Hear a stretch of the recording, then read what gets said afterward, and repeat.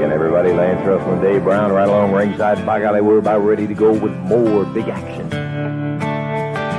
Thank you very much, and welcome to Georgia Championship Wrestling. I'm Gordon Solie, your host, and we have quite an hour in store for us.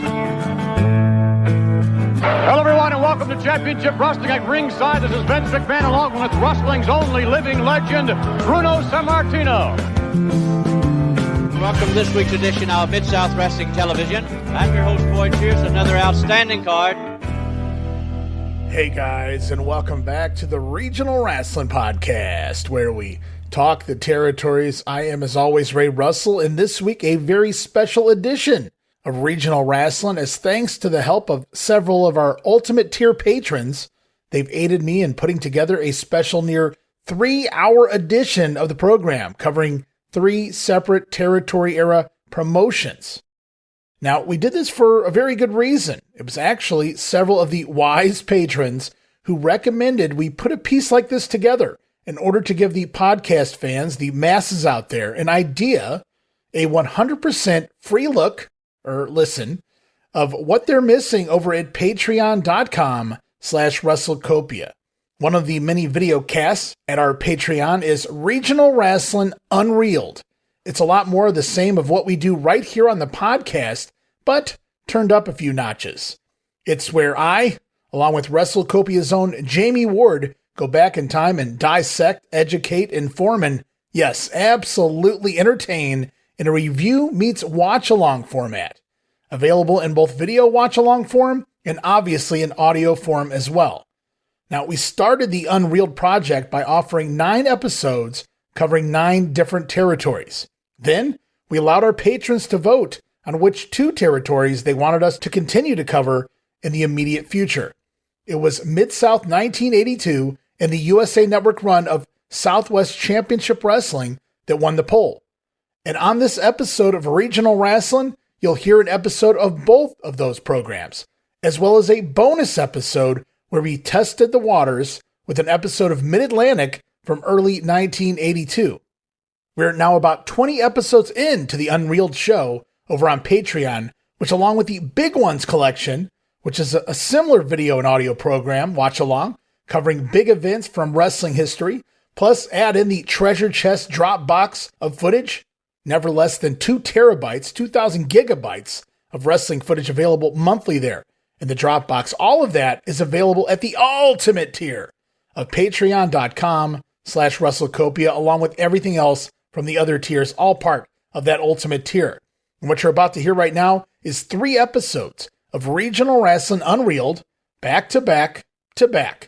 We're going to be kicking it off with Mid-Atlantic Championship Wrestling, followed by Southwest Championship Wrestling, and closing it up with the super fun episode of the Cowboys Mid-South Rasslin.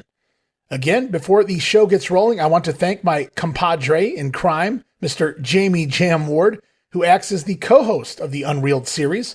And also, I want to thank the WrestleCopia patrons for their selfless idea of having me offer a few episodes completely free here as part of Regional Rasslin for all of the fans to hear. Now, my patrons, they seem to have faith in our work as part of WrestleCopia. They want to see it grow. And by sharing these select episodes of the Unreeled series, we hope to make a few new patron friends along the way. Anywho, get ready as we go back in time, January 1982, in this upcoming episode of Mid-Atlantic Championship Wrestling. Thank you all for your continued support.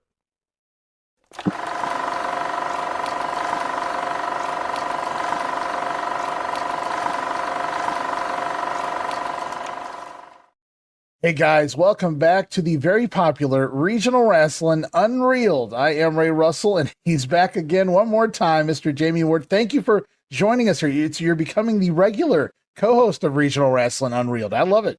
Well, I love it too. Keep asking me. I'll keep coming back. One thing I love is old wrestling. No problem. Well, you know, you growing up in that era and you watching so many and having one of the original tape traders, now one of the OG tape traders. So you've got a lot of this in your memory banks, even if you don't remember all of it because you've watched so much of it.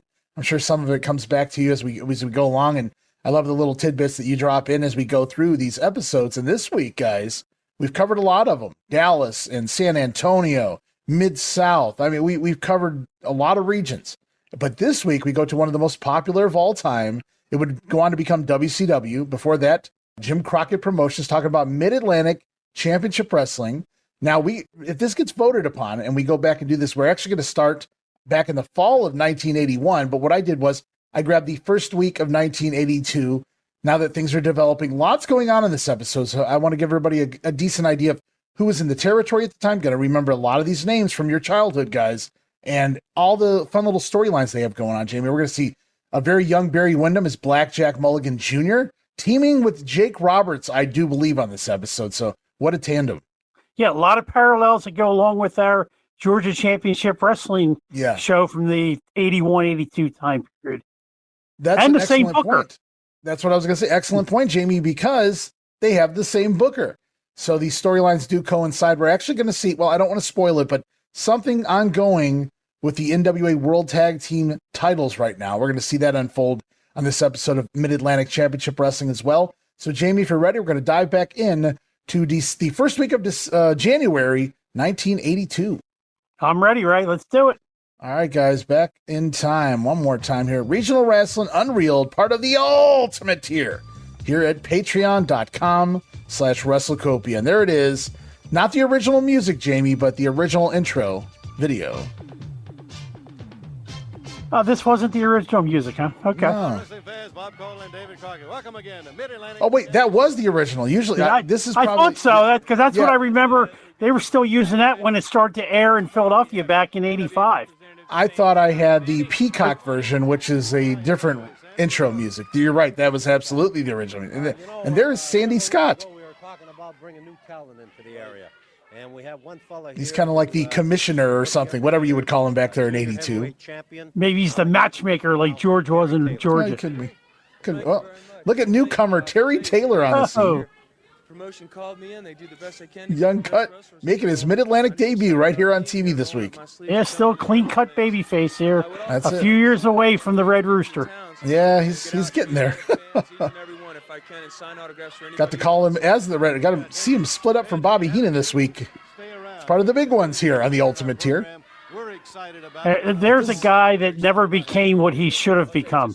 He should have been much bigger in wrestling than what he actually was. Congratulations and thanks for... Which was solid. He was very upper mid card, lower main card, but he should have been the main event outside of Mid South, and he just never transpired that way. Watts gave it a try for a few weeks anyway.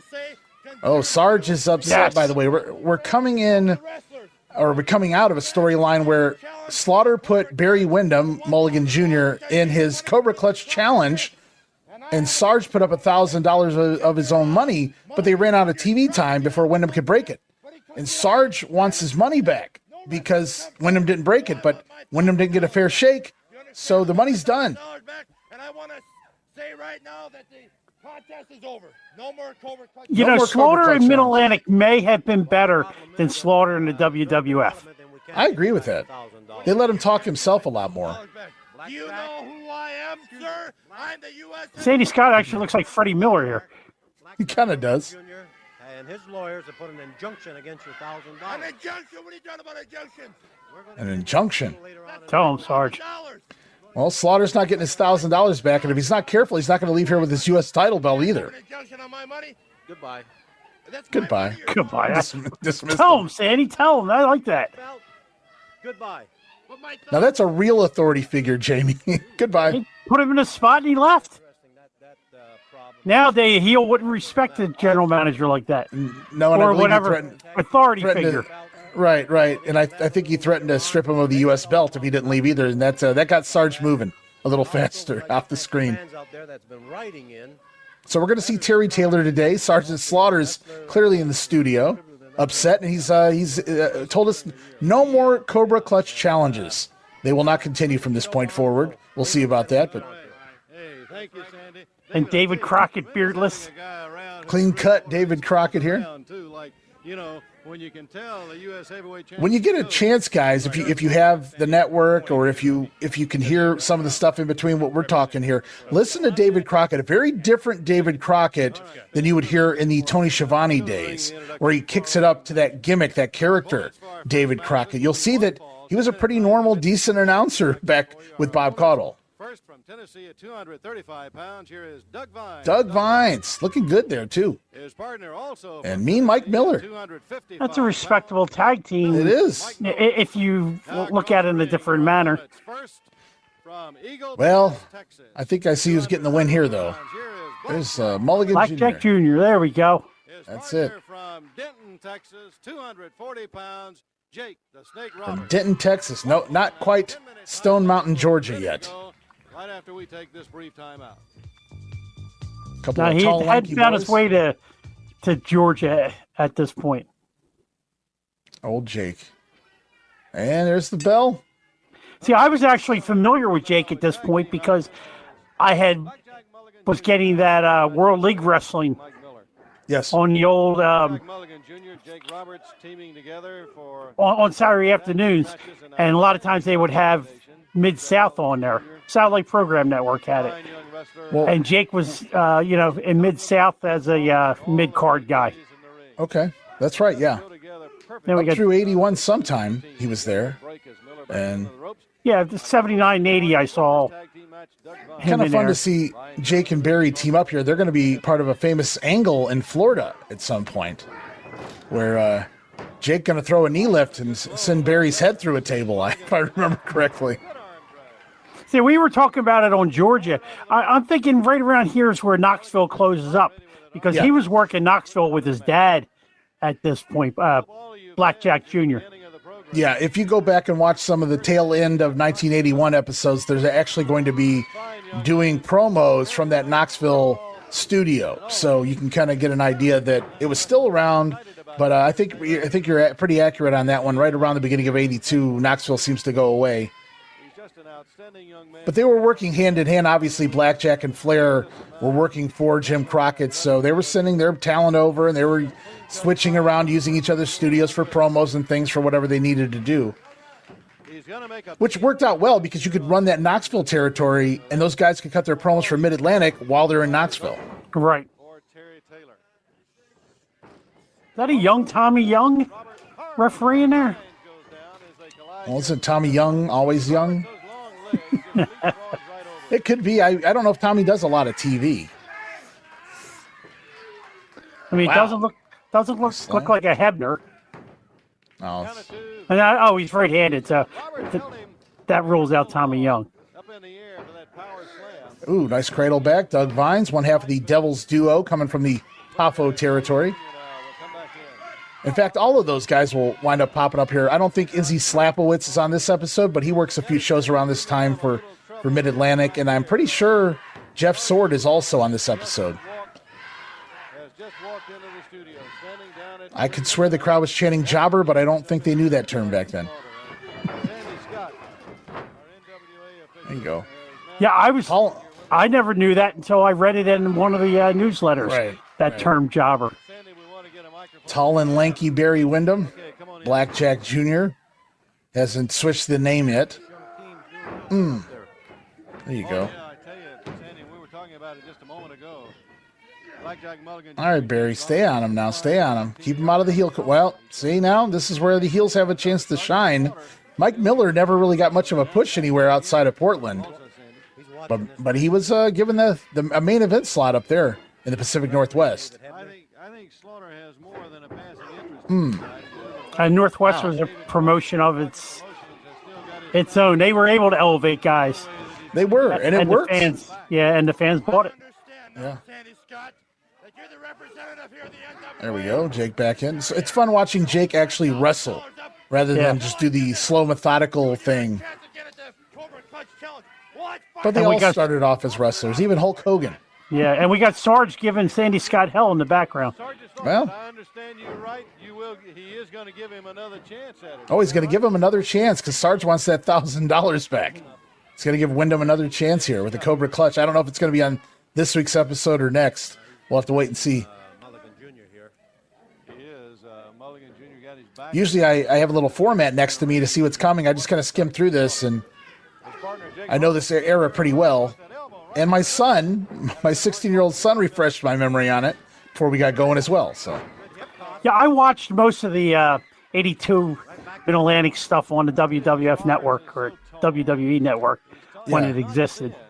But that was a couple years back. I haven't watched it since. Well, guys, enjoy it while it's still on the Peacock. I don't know what's going to happen now with their new announcement. It might show up on YouTube. They seem to be throwing all the old stuff up on there just to give away. Generate enough of it on there. There we go. Heels in control. See, we had competitive matches back then, and most of the guys used as enhancement, at least in Mid-Atlantic, maybe not in Memphis and places like that, but were very competent guys who were pushed elsewhere. He's got pressure on that front face as Roberts is down on the mat. Like Doug Vines, Jeff Sword, Bill White's here, Mike Miller we just saw. I'm sure we're going to see a few. I think Buddy Landell, we're going to see a brunette Buddy Landell on this episode, Jamie.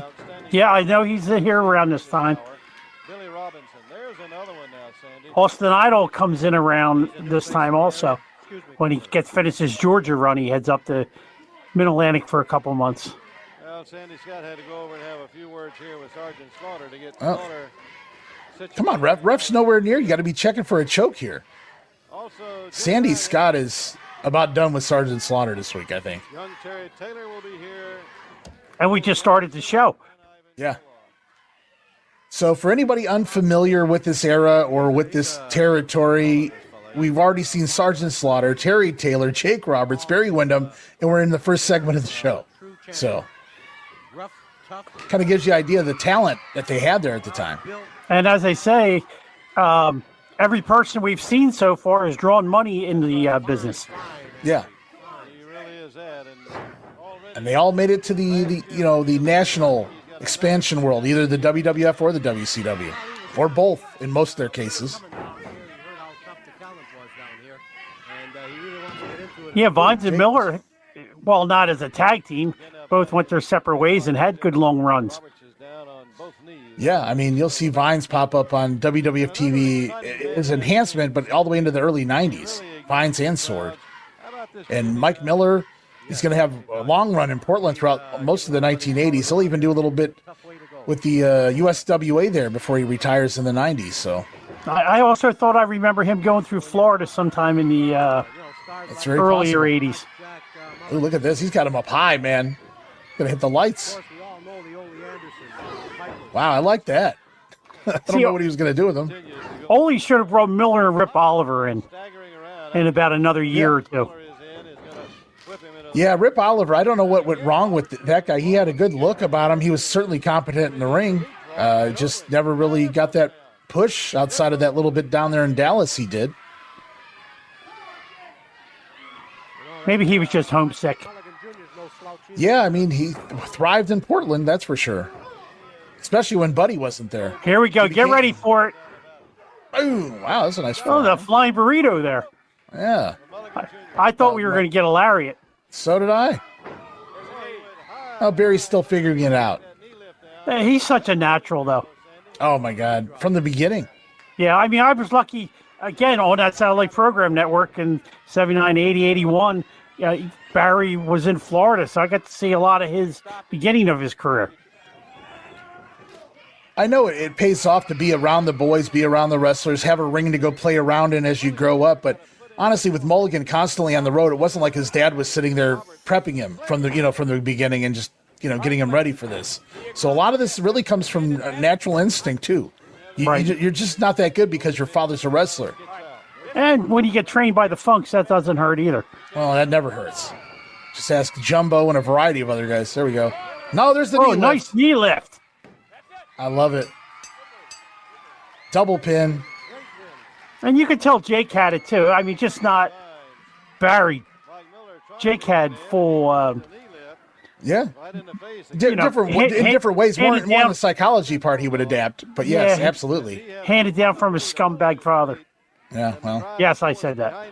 Well, that's totally cool because eventually we're going to get to AWA, and eventually if we continue to do the AWA, we're going to probably run into a guy by the name of Rock and Roll Buck Zumhoff, and I have a lot of things to say then. Yeah, well, do not.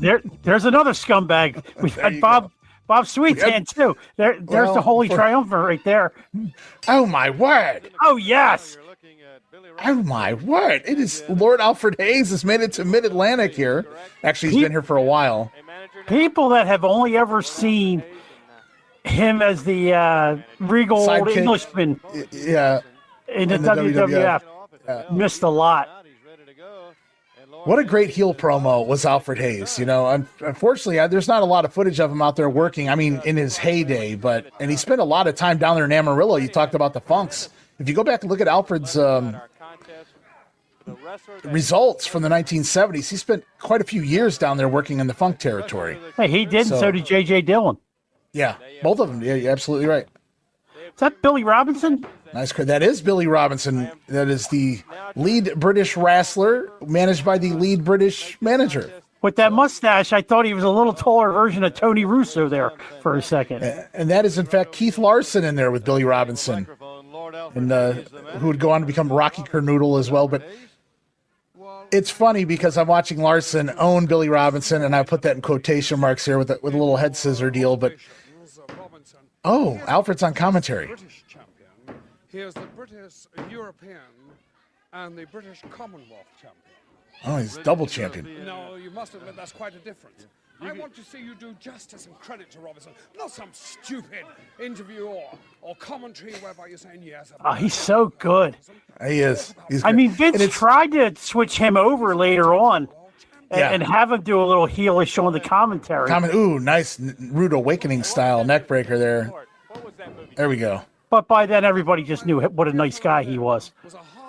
Well, and he loved to joke around. It's so funny to watch him morph from this character into just adapting so quickly into what Vince wanted him to be in the WWF, which was kind of a goofball at times with the sidekick, Ed McMahon deal on the TNT show, and later in the vignettes with Sean Mooney on the Coliseum videos, and even later on Radio WWF, he would call in every week and do a 10-minute comedy bit of some way, shape, or form, some different thing routine he had put together. So, one week he'd be drunk, another week he was whale watching and wanting to mate with a whale. I mean, just silly nonsense. But go back here and look how good of a heel he was.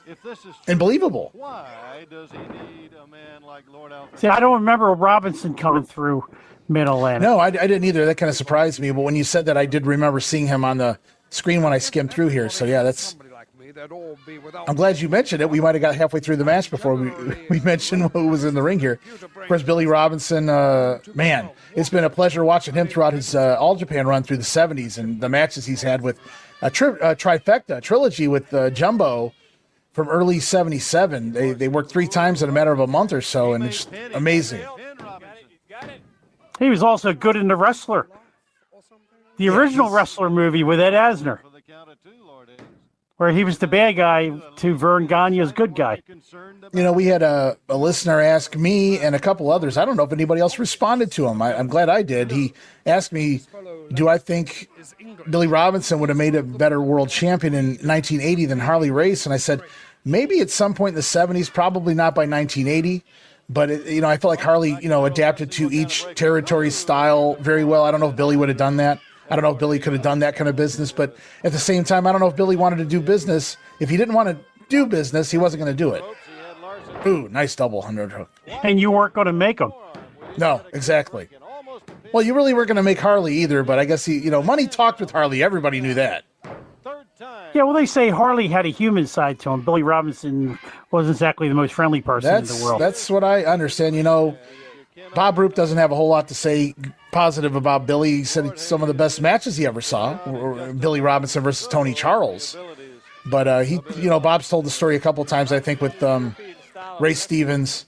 Billy worked Ray Stevens, and they had a stinker of a match because Billy was wanting to do Billy things and not do Ray Stevens things. And I'm paraphrasing the dates and the time, the price here, but I guess Ray came up to him after the match and he said, I worked 40 dates last year and made $200,000. If you want to make that kind of money with me, you need to be able to work with me. And, so that was Ray Stevens, the grizzled veteran, coming and talking to him, basically saying, you got to learn how to, play business, do business here. And Billy just never caught on, I don't think, at least not fully. David, what do you mean? The only guy I know that actually liked Billy Robinson was our old friend Barry Rose. I believe he ran the Billy Robinson fan club as a kid down in Florida when Billy was down there. Well, I love watching him. Unfortunately, by the time, I was growing up watching wrestling, he certainly never made it to the WWF or, he's getting a little No, he long never in the tooth. did. Not that he couldn't, break a bone still by the mid-'80s, but I don't think Vince was looking for that either. Yeah, but it's kind of surprising. Vince he signed Mad Dog Vachon, and the Crusher, who were totally shot by '84 and '85. That he never signed Billy Robinson. Just for the Vince name alone. Sign those guys. He would use them in those AWA cities, though. Right. You're absolutely right. And he's given a lot to Keith Larson. He gives less in Japan than what he's given to Keith Larson here. So Billy's trying to get what it is he's coming out of Memphis at this point. He's like, I need to make some real money again. Could you imagine the balls Jerry Jarrett would have to try to stiff Billy Robinson, though? That's ridiculous. Hey, did they make him his CWA champion there for a little bit?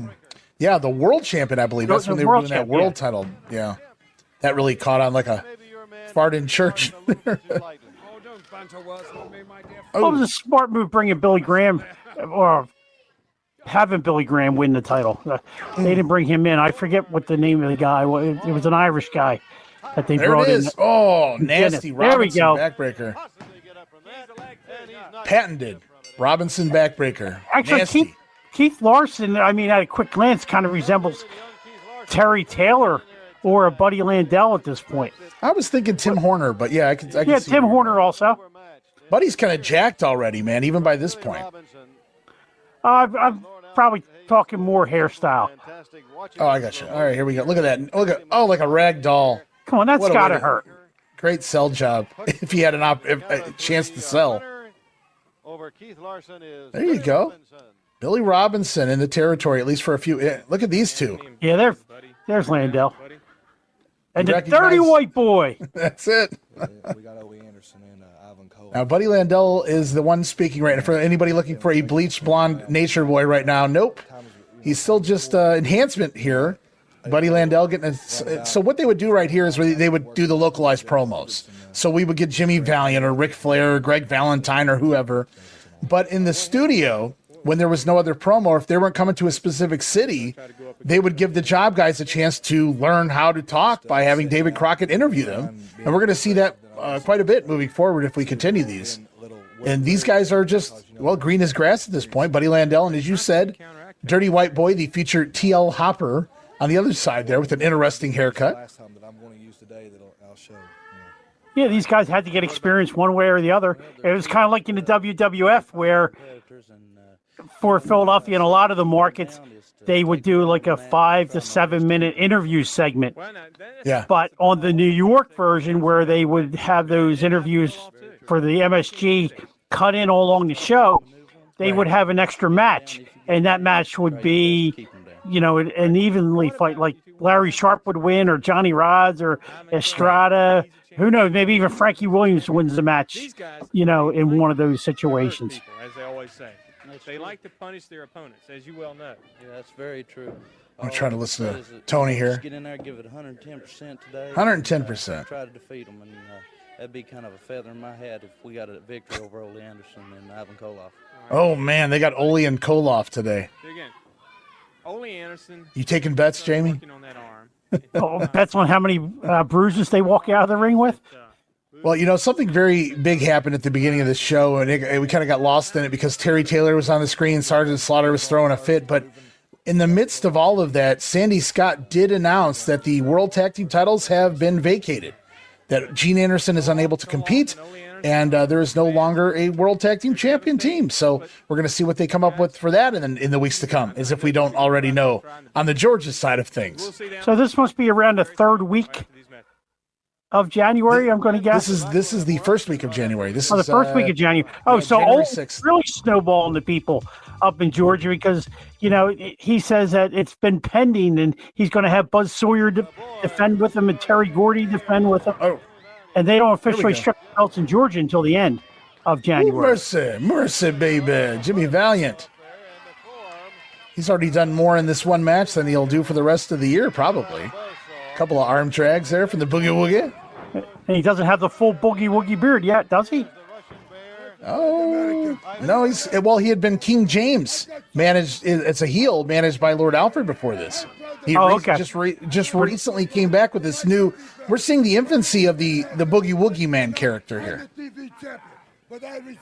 And you hear the beginnings of the Ivan Koloff Jimmy Valiant feud that will never end. That's the second longest feud. Paul Jones number 1, or Ivan Koloff number 2. Boy, Jimmy Valiant just never let a grudge go, I guess, right? Who's he got in the ring here with him? That is, who did we see? We saw Doug Vines earlier, so this would be Jeff Sword. Okay. I should be afraid of him. He doesn't show me nothing. I don't think he's worthy of a title shot. He's not worthy. I don't remember Sword as a blonde.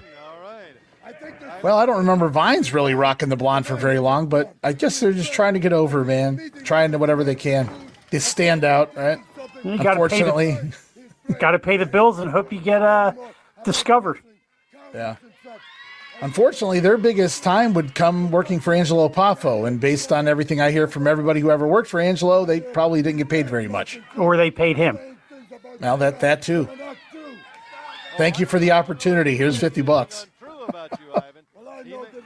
I always liked this studio with the flags hanging up in the background, the National Wrestling Alliance in the back. Yeah, in Georgia would do the flag gimmick too on TBS, but I like the old location better. There's not a lot of footage out there, but there is some from the old Raleigh studio. It was a lot bigger. This one's far more compact. Everything's kind of crushed in there. Here in Charlotte, this is the Charlotte studio. Unfortunately, they switch over just a few weeks or months before the footage begins to air, from the September or so of 81. There it is. The elbow, baby. So Jimmy has recently turned babyface, and now he's growing out that beard, slowly but surely. And still doesn't have an entrance music. We're not that far into wrestling yet. The Crippler. And you still got something that Ole Anderson thinks belongs to him. Well, that's right. He just turned babyface at this time. Do you know the story? Because I'll let you tell it here if you want to. No, I just remember him turning babyface, and like he just said something with Ole. Ole had plugged Stevens in initially to replace Gene as the World Tag Team Champion. Because obviously there's been no championship tag team matches. So Sandy Scott came to me and asked me, he says, we got to do something here. So they had a falling out in their very first match together as the champions, so they haven't defended the titles, which is why they're taking the belts. So Stevens gave up his half of the tag titles to Sandy Scott. Ole's a little more reluctant on the whole thing. I think we're going to get Ole here cutting a promo at some point saying, Gene's still here, yada, yada, yada, but obviously we know there's a tournament coming. With anybody right away. And when you get that championship match with him, I'm going to be right around the corner, Ole Anderson. I'm going to be there. So you remember that. Be there. Strange seeing Ray Stevens as a face. Yeah, he works much better as a heel. He's very generic in that face role, I always felt like, whenever I'd see him. Although it was later in his career as well. Here we go. Going to get a couple young guys. Jake Roberts smile he's got going on there. Yeah. Still has the mustache, too. I tell you, whether or not it goes through.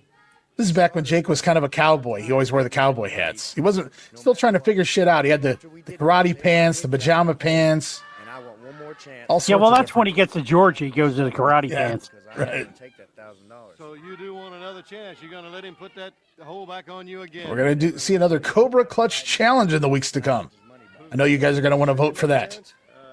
Yeah, if he wants he just went out of time, that's all. Put that on me, right? Well, hey, Junior and I. Jake never had much of a body, did he? No. Tall guy, though. Very tall. I mean, he could thank his dad for his height anyway, if nothing else, I suppose. All right, what do we got in the ring this time? Is that Terry? Yes. Bill White. Yes, one of my favorites. Bill White. From Philadelphia. I didn't know that. Is that a work? I don't know, but I remember he was always billed from Philadelphia. Bill White was very credible. I mean, in this position he was in on the show, Time limit will be back. He's going to pull off the upset of his career in about 4 months after this recording that we will get to on Georgia Championship Wrestling. Yes, yeah, that is coming. All right, here we go. Let's see what this youngster Terry Taylor can do here, working in the Mid-Atlantic region now, coming through, just passing through. They shopped Terry around everywhere, really. I think they wanted to see if they could get him over somewhere because they saw what they had. He was, again, another kind of a natural in the ring. He wasn't as tall as a Barry Windham, obviously, but he had the looks, too, no doubt about that. Boy, could he move, too, man.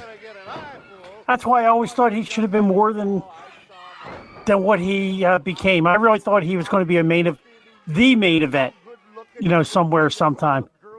I could have seen him feuding with Flair down the line with the proper push, but, if you're going to make fun of Dusty Rhodes on a flight, you got to make sure Dusty's not in listening. Yeah, if you will, baby. If you will. I was on the toilet. I can hear you. On the commode, if you will. Because that was always a story Taylor used to tell people, that he was doing his Dusty Rhodes on the airplane. That's the reason he got released from WCW the first time in late '85. Look at that leapfrog into a little monkey flip. Nice control there for a guy his age. Hey, I hear my man in the background. Yeah, I'm explaining what's going on here, you see. He must be watching Roddy Piper tapes. Absolutely. That's how you learn so much. I believe they recorded on Wednesdays, so that would explain why Roddy was here. This was taped January 6th, aired January 9th, I believe. Let me ask you this. Now, I'm going to ask you point blank right out. I always hate talking over top of Roddy here. It's tough for me. Crowd rallying behind Taylor, even though he's in control here. Look at that. Has Taylor won more titles or has more money than Roddy Piper does? Well, they were trying to put him over, and Roddy's like, oh, he's good, but let's not get carried away here, guys. Oh, he's explaining the holds. Extension of the leg. There you go. Now, what I don't know is if Piper did this color commentating first on Georgia or first in Mid-Atlantic, or if they started them up around the same time. He was not a full-time color guy here. They had Crockett and Caudle, so I don't know that Piper ever stayed on here full-time like he did, down there in Georgia when they brought him over. It was kind of interesting how Ole thought to do that and leave him on commentary for so many months before even using him, in the ring down in Georgia. And we still have Rich Landrum, I'm guessing, on Worldwide at this point. Worldwide, right, yeah. And he'll probably do a couple interviews, too, here and there. We saw him recently, I believe, do an interview in Georgia. They sent something down. Oh, I thought he was going to leg drag him there. That was a nice little switcheroo. Had him by the leg and took him down with an arm drag. Just look at the tremendous... Maybe that is a Hebner as referee. Okay, let's look at the list of individuals. I keep focusing on the... Here we go. Here comes the old man glasses, people. Uh-oh. Don't be bothered by the glare. And the profile looks like a Hebner. It looks like Earl. I was a little faster, a little more muscular when I was his age, but nevertheless, he reminds me. Yeah, that's one of them. Give the devil his dues, and I'm going to do that. I don't give the devil nothing. Roddy Piper was outstanding when he was... I don't give the devil nothing. At a very young age, you were a champion, right? Yes. See, I'm going to be truthful about it. I'm going to tell the truth. Bill White giving a little offense there, didn't do much with it, and there's that 5-arm. Yep. He had those from the beginning. He's doing a tremendous job. Sitting down on him. Yeah, I just wish that Taylor would have been around longer in Georgia when we started that project. Yeah. And Terry he always put forth the effort no matter what way he was being pushed. Maybe not so much when he was a rooster, but outside of that, even when he came back to WCW, when they weren't really doing a whole lot with him, the Terrence Taylor, York Foundation, Taylor Made Man, he was still having like the best match on the card some nights when you were just going to sleep on it. I always go back to Halloween Havoc 91, and the most throwaway match on the card, well, one of them was just randomly, just to get him on the show, was Bobby Eaton versus Terry Taylor. The greatest match on the show, in my opinion. there's a 2-minute exchange between Terry and Lex Luger at Starrcade 91 in the Lethal Lottery. They tag in and they have a little 2-minute deal, and it was, to me, the hottest thing in the whole show, besides, little storyline with Sting and Abdullah, as far as the tag matches went. So Taylor could turn it up and make you, pull you in. Just that he still didn't get that respect. Well, once you're a Crimson Cock, brother, I don't know. Oh, It's 5-arm in the corner. Now what are we doing here? There you go. I gotta admit, Taylor is a comer for sure. Absolutely. Yeah, that was the one thing that was unfortunate. Are you going to rock back? Here you go. Abdominal stretch cradle. Well, Bill White goes down. I remember Bill White from when we used to get Florida in Philadelphia around 75 or 76. He was around forever, man. That's where I first saw him. I wasn't watching every week, but, every once in a while I'd find Florida wrestling on a Philly, and I do remember him and the Hollywood Blondes. Our winner, young Terry Taylor. Young Terry Taylor. I think Bill White just passed away a few years ago, too. Wasn't that long ago. Well, there we go. The Mid-Atlantic Tag Team Champions. Talk about a downgrade from your world champs to your Mid-Atlantic champions here. A 1982 Ox Baker and Carl Fergie. King Carl Fergie. He's pretty boy Carl Fergie here. I love the heart punch. See that? You like that? Oh, yeah. Looks like something from The Price is Right, trying to figure out the code there. Ox always had fun T-shirts. Douglas Baker. Yes. As we found out on The Price is Right, because we had nowhere to find out what their real names were at that point. This man here, he loves to hurt people. He loves to hurt. Hey, don't steal his line, Carl. That's all he's got. Fergie come to the matches one night, and I was kicking somebody's teeth out. The people were yelling. They didn't like this. And then they named the movie after him. Pretty boy come up to me and said, Ox, I love to hurt people. beat people up. And I said, ever since I beat my sister up to take her tooth Wow. away from her, ever since I knocked the neighbor down to take his bubble gum away from him, ever since Wow, what a I bully. kicked the principal in the teeth because he wanted Wow, me to study that's in rough. school, I have liked to beat people up. And Yeah, I was going to say, what about those? Let's talk about Bob Caudle cutting him off there. Pretty boy come up to the fantastic. I liked Bob Caudle. Another guy didn't get enough appreciation from the national audience. Yeah, I love Bob.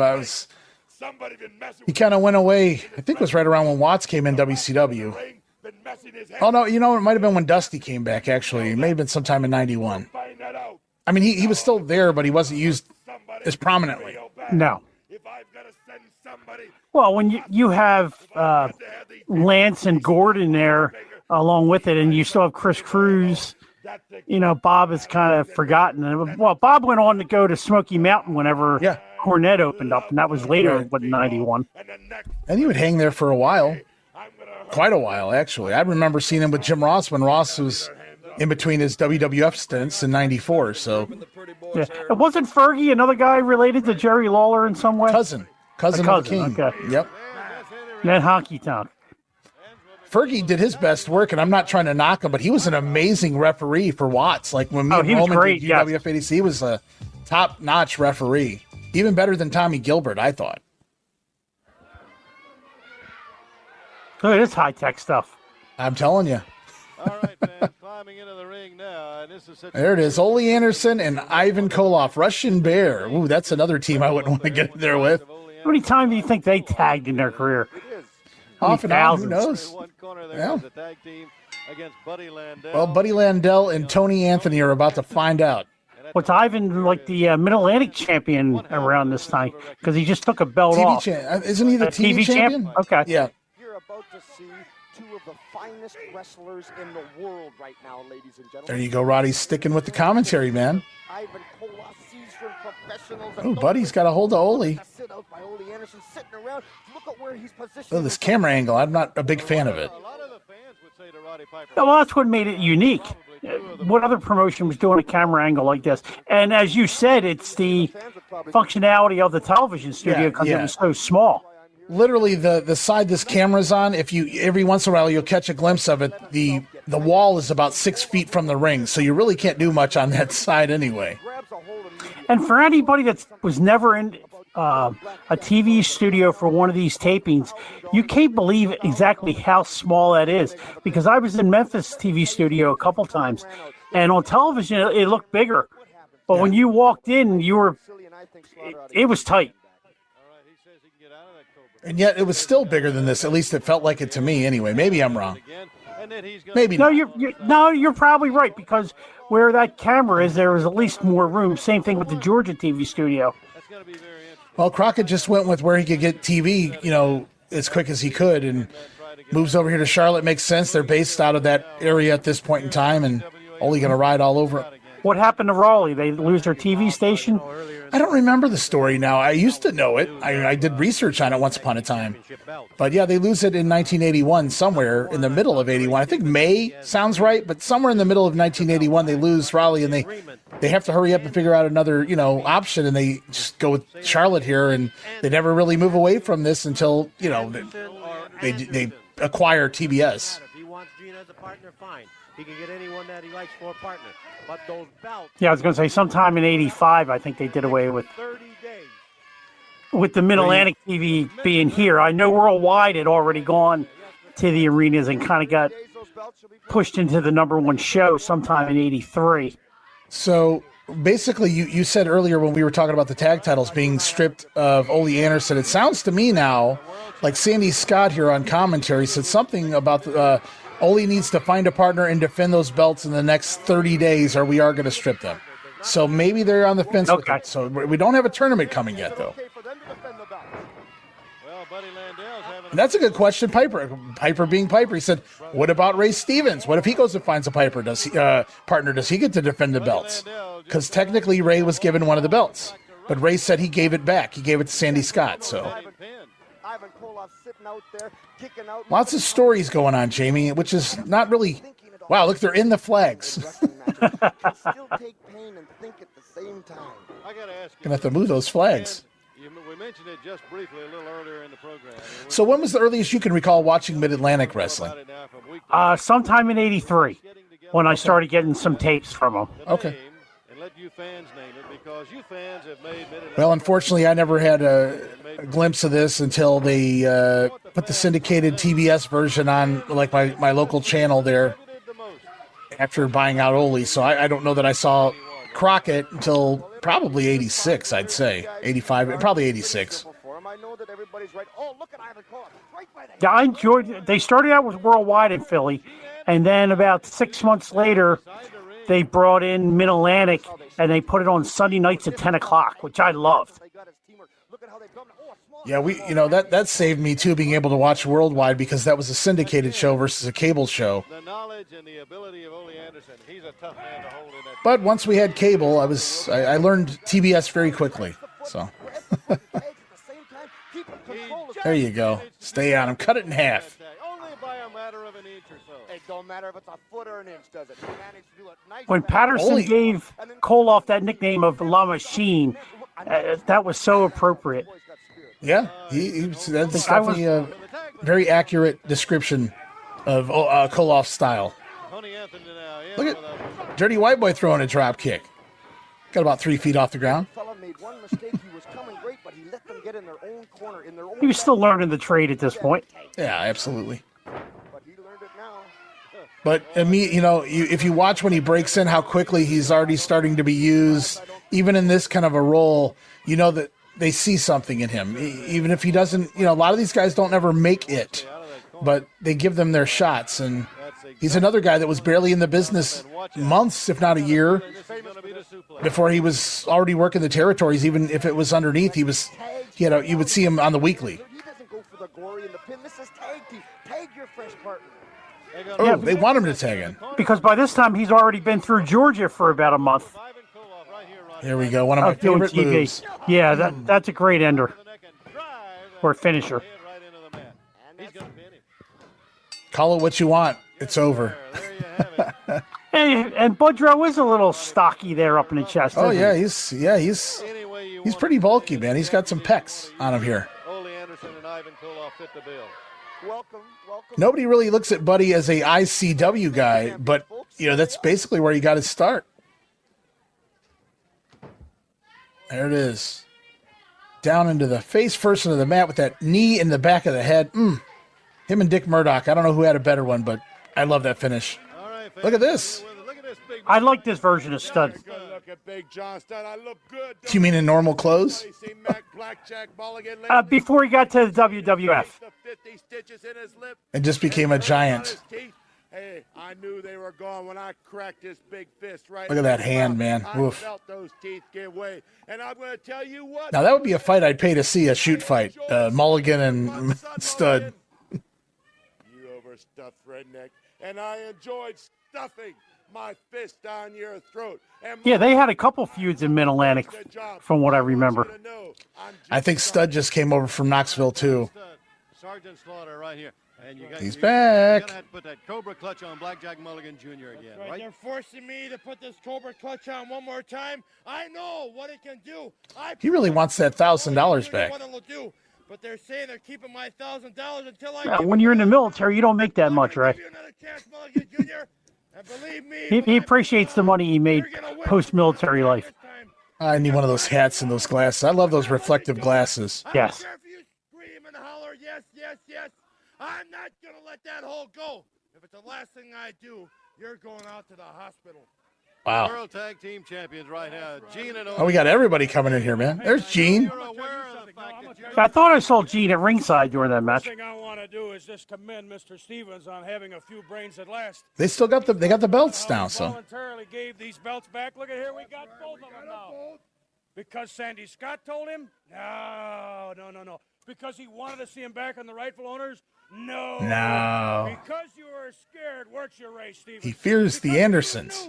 And if you hung on to those belts one more minute, I was going to come and jump all over your throat. Kind of funny to see how active Ole was in Mid-Atlantic, but not so much in Georgia, even though he was booking both. You were afraid that I was going to hurt you. Yeah, well, he needed his mind more in Georgia. Somebody in between Gene and I and the third man that we picked. I'm just saying, with it being cable, you would think if you're going to pick one of them to be on the TV, it would be TBS. Right. But I'll get somebody to be in that ring physically. When we do, we'll defend those belts. Well, shortly after this, Ole's going to be on the TV every week in Georgia and starting to work the circuit. And that's going to do it for this week. Well, the signature goodbye. There he is. You made it to air. Yeah, that is the original. I love it. In exchange for commercial consideration. Yeah, because they used this all the way up until the time that they turned to NWA Pro. In syndication, where they changed the name. Producer, yeah, you're right. Pro. Jim Crockett, no junior at that point. It's not a junior, pal. Yeah. See if I recognize any of these. Let's see, where are we at? I thought somebody might pop up that I would recognize, but outside of Crockett, I don't know. Yes. Tommy Elliott, maybe. Pete Brown. These feels like made-up names. They're just so generic. They weren't very clever in the Carolinas. Bill Miller, production manager. Right? That's the ring announcer, right? Tom Miller's the ring announcer. Oh, Tom. Okay. All right, another one in the books, guys. Mid-Atlantic Championship Wrestling. That was taped January 6th, I believe, aired January 9th, if I recall correctly, of 1982. Now, again, if you guys vote for this on the poll, which will be coming very shortly, we'll actually go back and begin, I think, in September of 81. But I wanted to give everybody kind of a feel of everything going on already, the storylines that will be progressing to lead to 1982. So you just have an idea of some of the talent there, and there wasn't a name on that show. I mean, the guys that were going over in the ring that I'm sure everybody out there didn't recognize. I mean, from Barry Windham and Jake Roberts to Ole Anderson, there at the end, and Ivan Koloff, and everybody in between. Hey, we got Roddy Piper in Mid-Atlantic. I know I was saying before, vote for Southwest, but it's Roddy Piper. I need people to vote for Mid-Atlantic now so I can get more Roddy Piper in my life. Now I need to figure out, let's do a Portland episode with Roddy Piper and really confuse Jamie up next, guys. But I'm all for that too. We've got a lot of great storylines. Sergeant Slaughter's been doing the Cobra Clutch Challenge. Barry Windham, didn't escape it, but he didn't exactly go down to it either. The TV time ran out, like I said, leading into the new year. Sarge wanted his money back, but Sandy Scott said no. That will continue on. We know what's coming. We've talked about it in the Georgia show on the podcast. The World Tag Titles will become vacant. They'll be doing the big tournament gimmick here before Ole goes sideways with Crockett and leaves with the belts.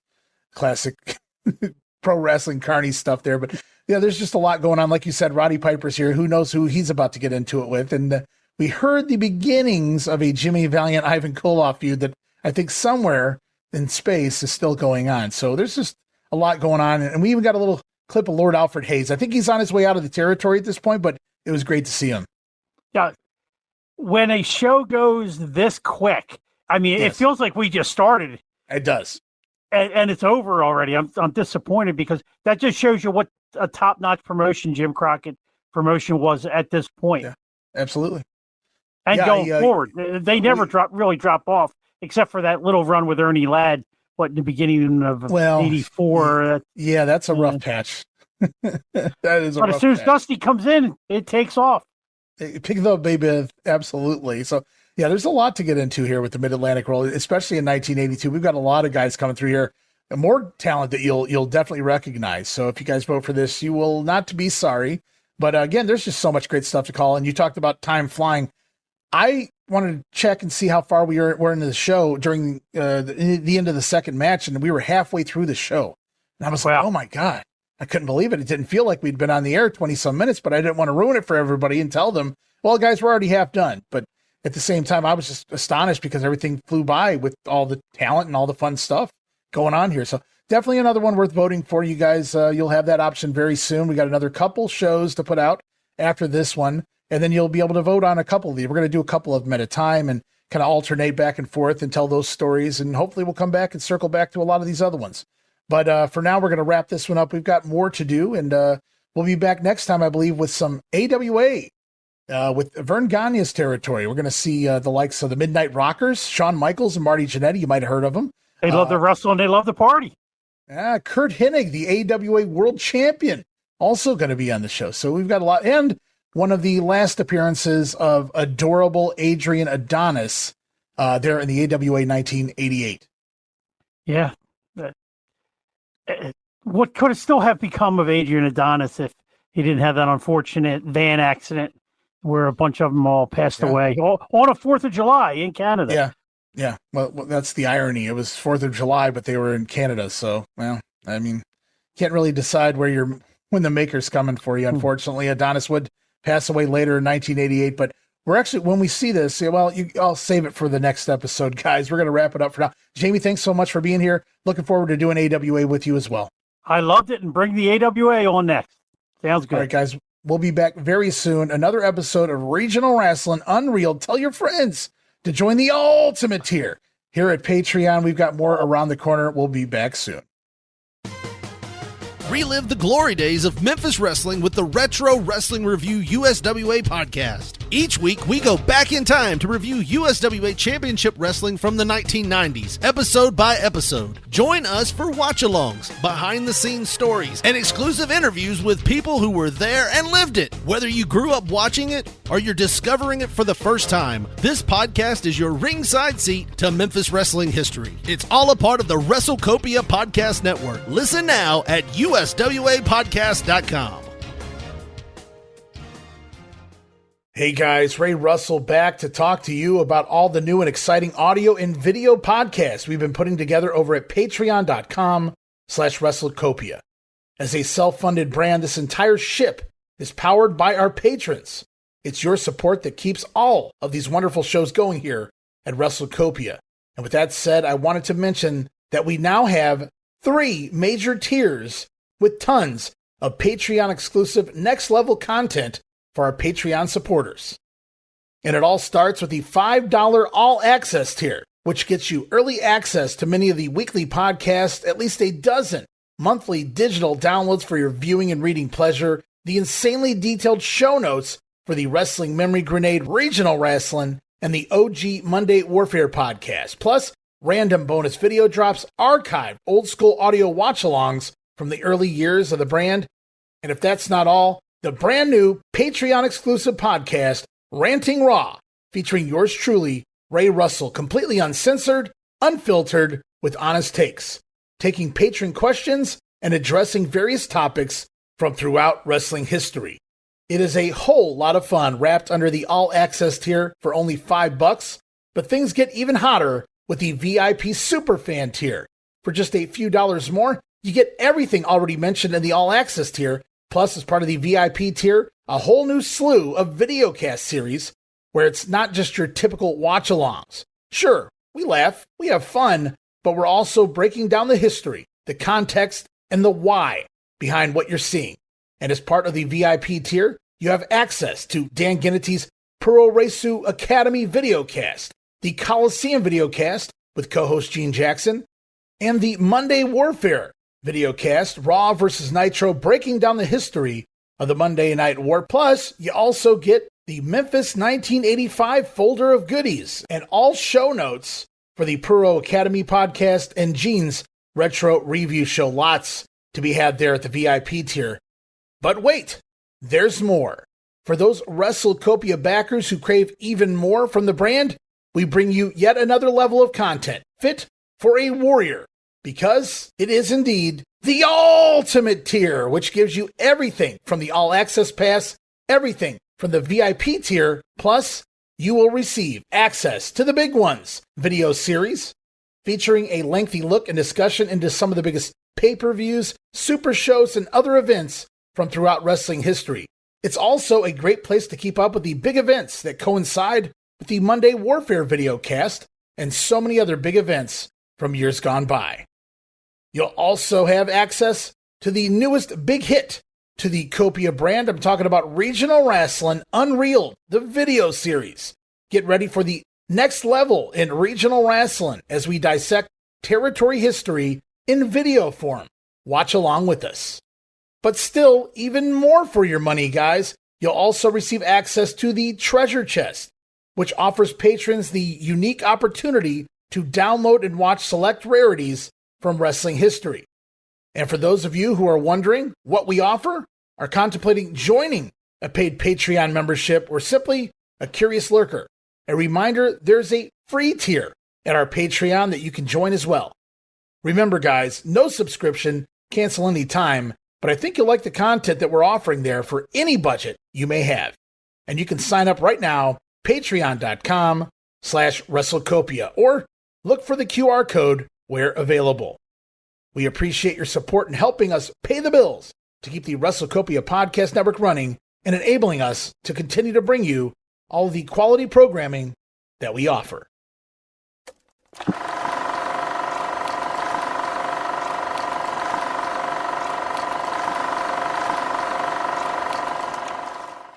Hey guys, welcome back to Regional Rasslin Un-Reeled. I am Ray Russell. This is Jamie Ward, and you must be part of the ultimate tier here at Patreon. Ultimate tier. I love it. Yes. WrestleCopia's Patreon, and this is one of my most favorite episodes of programming to get to here, the video cast of the Regional Rasslin Un-Reeled. Always a good time to sit here with you, Jamie. I love sitting here with you too, Ray. We haven't actually recorded for a few weeks. Kayfabe, everybody. But, hey, I'm anxious to get back into this. I missed Southwest. Yeah, we took a little time off, but we are getting back into things this week, guys. Had a lot going on last week, but here we are again. Now, the week before, we did drop something like 6 video casts in total, so hopefully everybody's had time to catch up with all the other programming we got going on right now here at WrestleCopia. But this is one of the best ones of them all. It's going back to the territory days, having a great time. We're picking back up with more Southwest Championship Wrestling, as you can see. You like the new little gimmicks here we've put here on the screen for you guys, part of the USA Network, going back to the beginning of January 1983, January 2nd to be exact. Everybody's had time to recover from their New Year's parties and things of that nature, hopefully. And this week we got a doozy, but I did want to mention for any of you serious tape traders back in the day, video collectors today, a lot of people might go, I couldn't find this episode. Well, that's because it took me about 3 minutes to figure it out, but the episode that's labeled January 16th, a lot of collections that are floating around out there has been misdiagnosed, if you will, as January 16th. It is actually, in fact, January 2nd. So you guys might want to go check that out. I did some digging. I found some things. I had to move some dates and things around, and another episode was found. But this episode was technically already out there. I just happened to figure out the actual date. And we'll talk a little bit more about that as we continue on this episode. But Jamie, it's great to have you back, man. And if you're ready, we're going to get rolling. Let's roll, baby. Let's do it, guys. This week, we've got some doozies for you in the ring. bounty match. Tully Blanchard put $5,000 on the head of Bob Sweetan. Who's coming to collect? Adrian Adonis versus Bob Sweetan right here this week on TV. And get this for the undercard, Jamie. Tully Blanchard taking on Mike Graham. So we've got some really good matches here on TV this week. That feud continues. I remember seeing that, I guess it was 80 or 81 in Florida. It was a TV match that aired. So I'm anxious to see them resume their rivalry.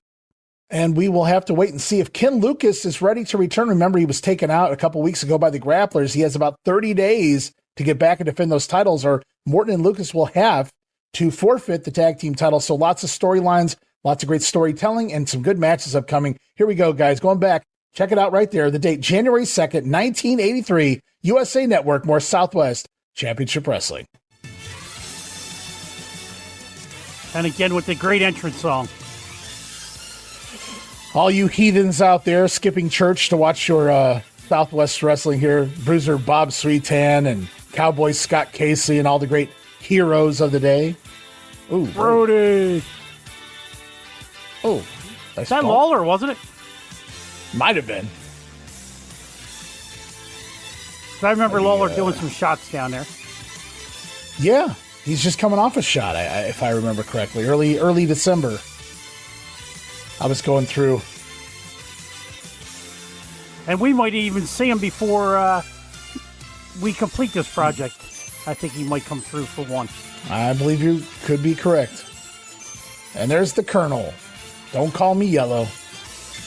We'll be seeing him on our Mid-South side pretty soon. Here with me, the world's heavyweight champion, Nick Bockwinkel. We'll be talking to Nick in just a moment. Let me give you such a professional. Even the way he stands there. He just oozes champion. He really does. His promos are some of my favorites.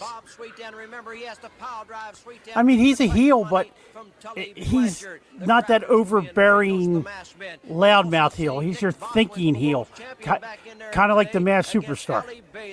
Tully Blanchard meets Mike Graham, and there's much more. So don't go away. The excitement is just about to begin here on Southwest Championship Wrestling. It's coming. Steve Stacken here with me once again, the world's heavyweight champion, Nick Bockwinkel. That's it. So we are representing the AWA here in Southwest, not the NWA. Nick, there's a little controversy going around about the fans. Nice to have you back in Texas. I'm sure it is. I gotta love him. He just looks thrilled to be in Texas, though. Yeah, I've been informed that there's been a number of people who have made reference to my manager, Bobby the Brain Heenan. Now, Bobby the Brain Heenan is truly an articulate, cunning, shrewd gentleman. He's been a tremendous friend, manager, cohort, also a great professional wrestler himself.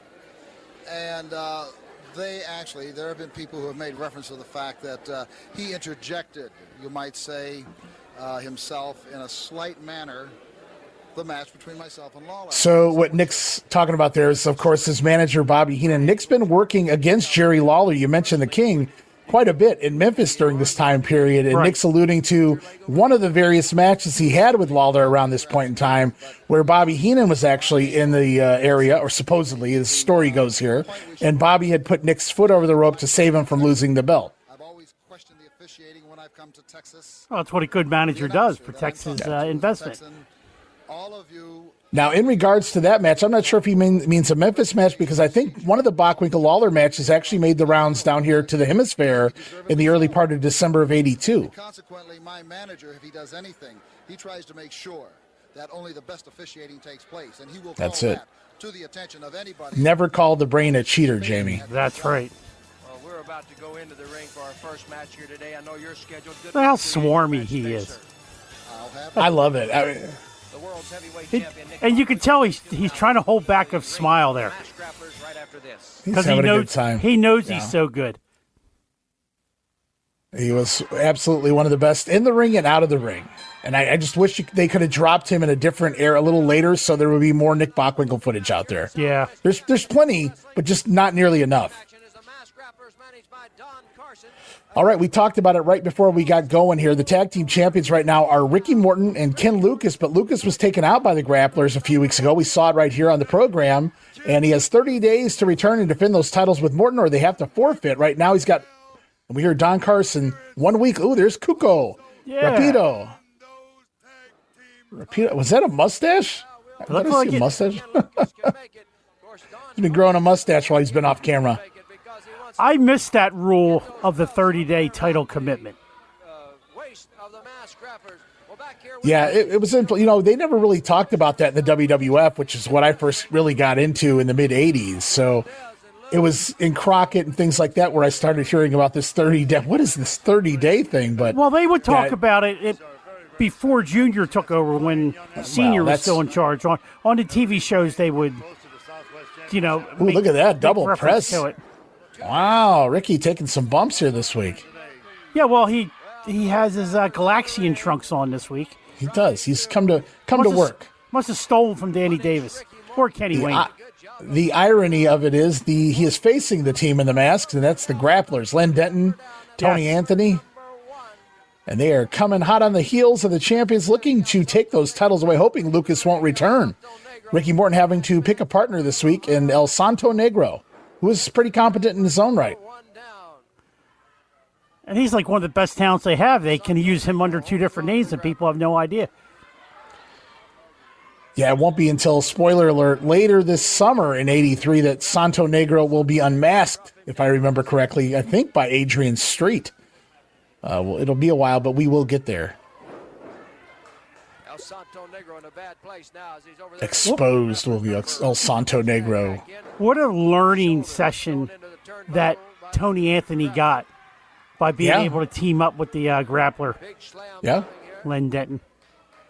Needed a partner, and boom, there it was, standing right in front of him. Tony Anthony, both guys had just come through. I don't know when they would have met. I'm sure Denton's explained that, and maybe Tony has too. I think Mid-Atlantic in early '81. That's what I was thinking. I know Tony was working underneath as enhancement. The grappler was just through there for a very small cup of coffee. He says he was kind of set up, put there by Bill Watts to learn he was promised one thing and given another, and he felt like that was Bill Watts' way of kind of putting Len back in place. And I don't know that he felt like he 100% deserved it, but he said, in hindsight, he's like, well, I guess I did a few things I shouldn't have done. He was a really nice guy. I met him at one of those Barry Rose fan fests. Oh, that's good. Yeah, I had the pleasure of interviewing him a couple times. He's real fun, a great storyteller, great memory. As long as his stories are real, or at least, as real as a pro wrestler story can be. Hey, it's wrestling. Does it really matter? Well, as long as it sounds good. He's got some good ones, man. I'll tell you that much. He's a great guy to talk to. He's one of those guys that should absolutely have one of their own podcasts. And there's a lot of people with podcasts that don't need them. And I'm sure you guys are paying for this, so maybe you're not pointing at us right now. No, so this, like I said, incorrectly labeled for the last 2-3 decades is January 16th. This is January 2nd. Tape back December 27th, Jamie. So this is one of those wonky episodes that was recorded before the big show. January 1st, we talked about the results of the Southwest title tournament, but it airs the day after. So we can't really allude to the tournament whatsoever here. And it was always funny whenever you get an episode of TV like that. Yeah, that would happen quite often. Even like in, I think it was Georgia at this time that you and I will eventually get to. Both the Christmas and the New Year's shows occurred on, Friday? And they didn't do live tapings on Saturday, so it wasn't, you didn't know exactly what occurred. Hot tag to Ricky Morton. Wow, he's a house of fire. Is it me, or was Ricky even better? I mean, more mobile before he even got with Robert. I mean, Ricky can really go here in the Southwest. Oh, absolutely. But he's still wow, he got so high on that crossbody, almost overshot him.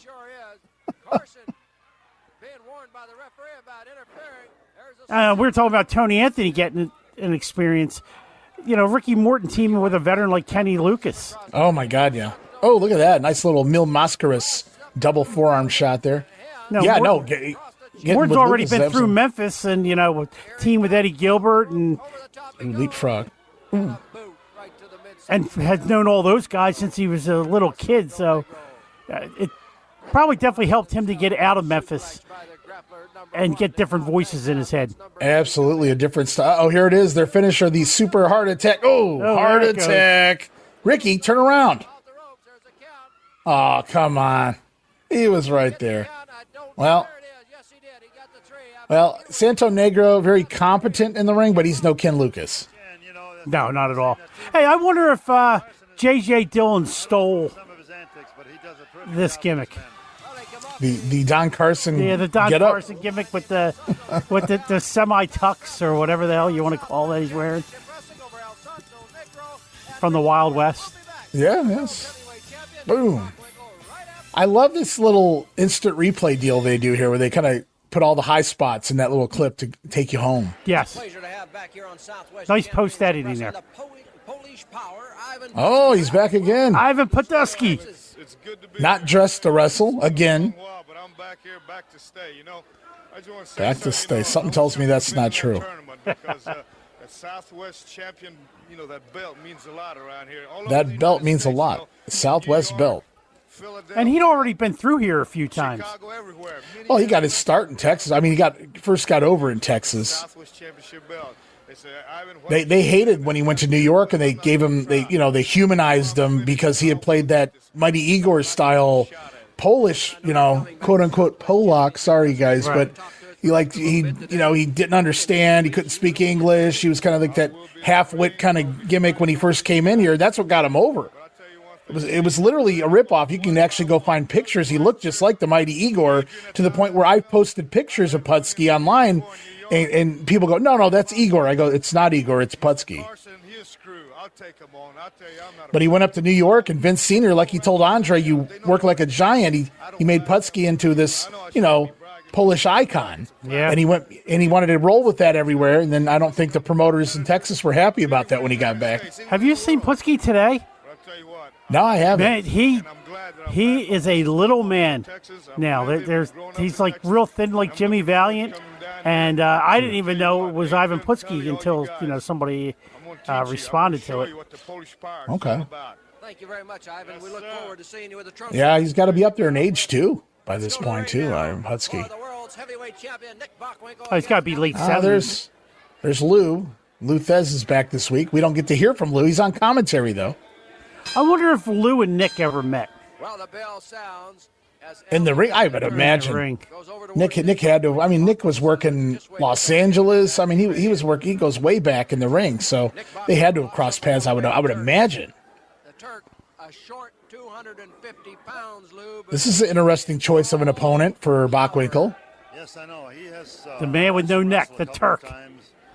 Ali Bey, the Turk, who's typically a heel job guy, an enhancement guy. But we'll see how Nick handles that. I mean, Nick could work anybody, though. There we go. Ooh, look at that. Held on to the kick out. Well, Nick will make him look good.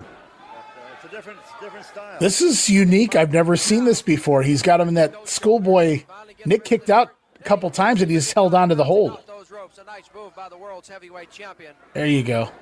Take him down. With a face lock, maybe getting close to the throat. No, I don't guess so. As the Turk comes up, has a hammerlock on the world's heavyweight champion, trying to roll. Take him over. Ooh, look at the Turk showing. I feel like the Turk, he was an amateur or something, man, because you always see these. He doesn't. The gimmick doesn't sound like it. He doesn't look like it. But whenever he gets a shot to do anything, he's always got some interesting wrestling hold to apply. Yeah, and you can see the smile on his face, like, hey, I don't get to do this too often. I'd like to do it. Bockwinkel's like, I didn't make this trip to come in here and work for a half a minute. Let's put some work in. More so in Greco-Roman wrestling, but the neck is very important. Not only do we receive a well, if the neck is important, Ali Bey forgot his. And he had a long run, Ali Bey. We're going to see him. He did, yeah. Well into the 80s. Well, we see Nick well into the 80s, too. Man.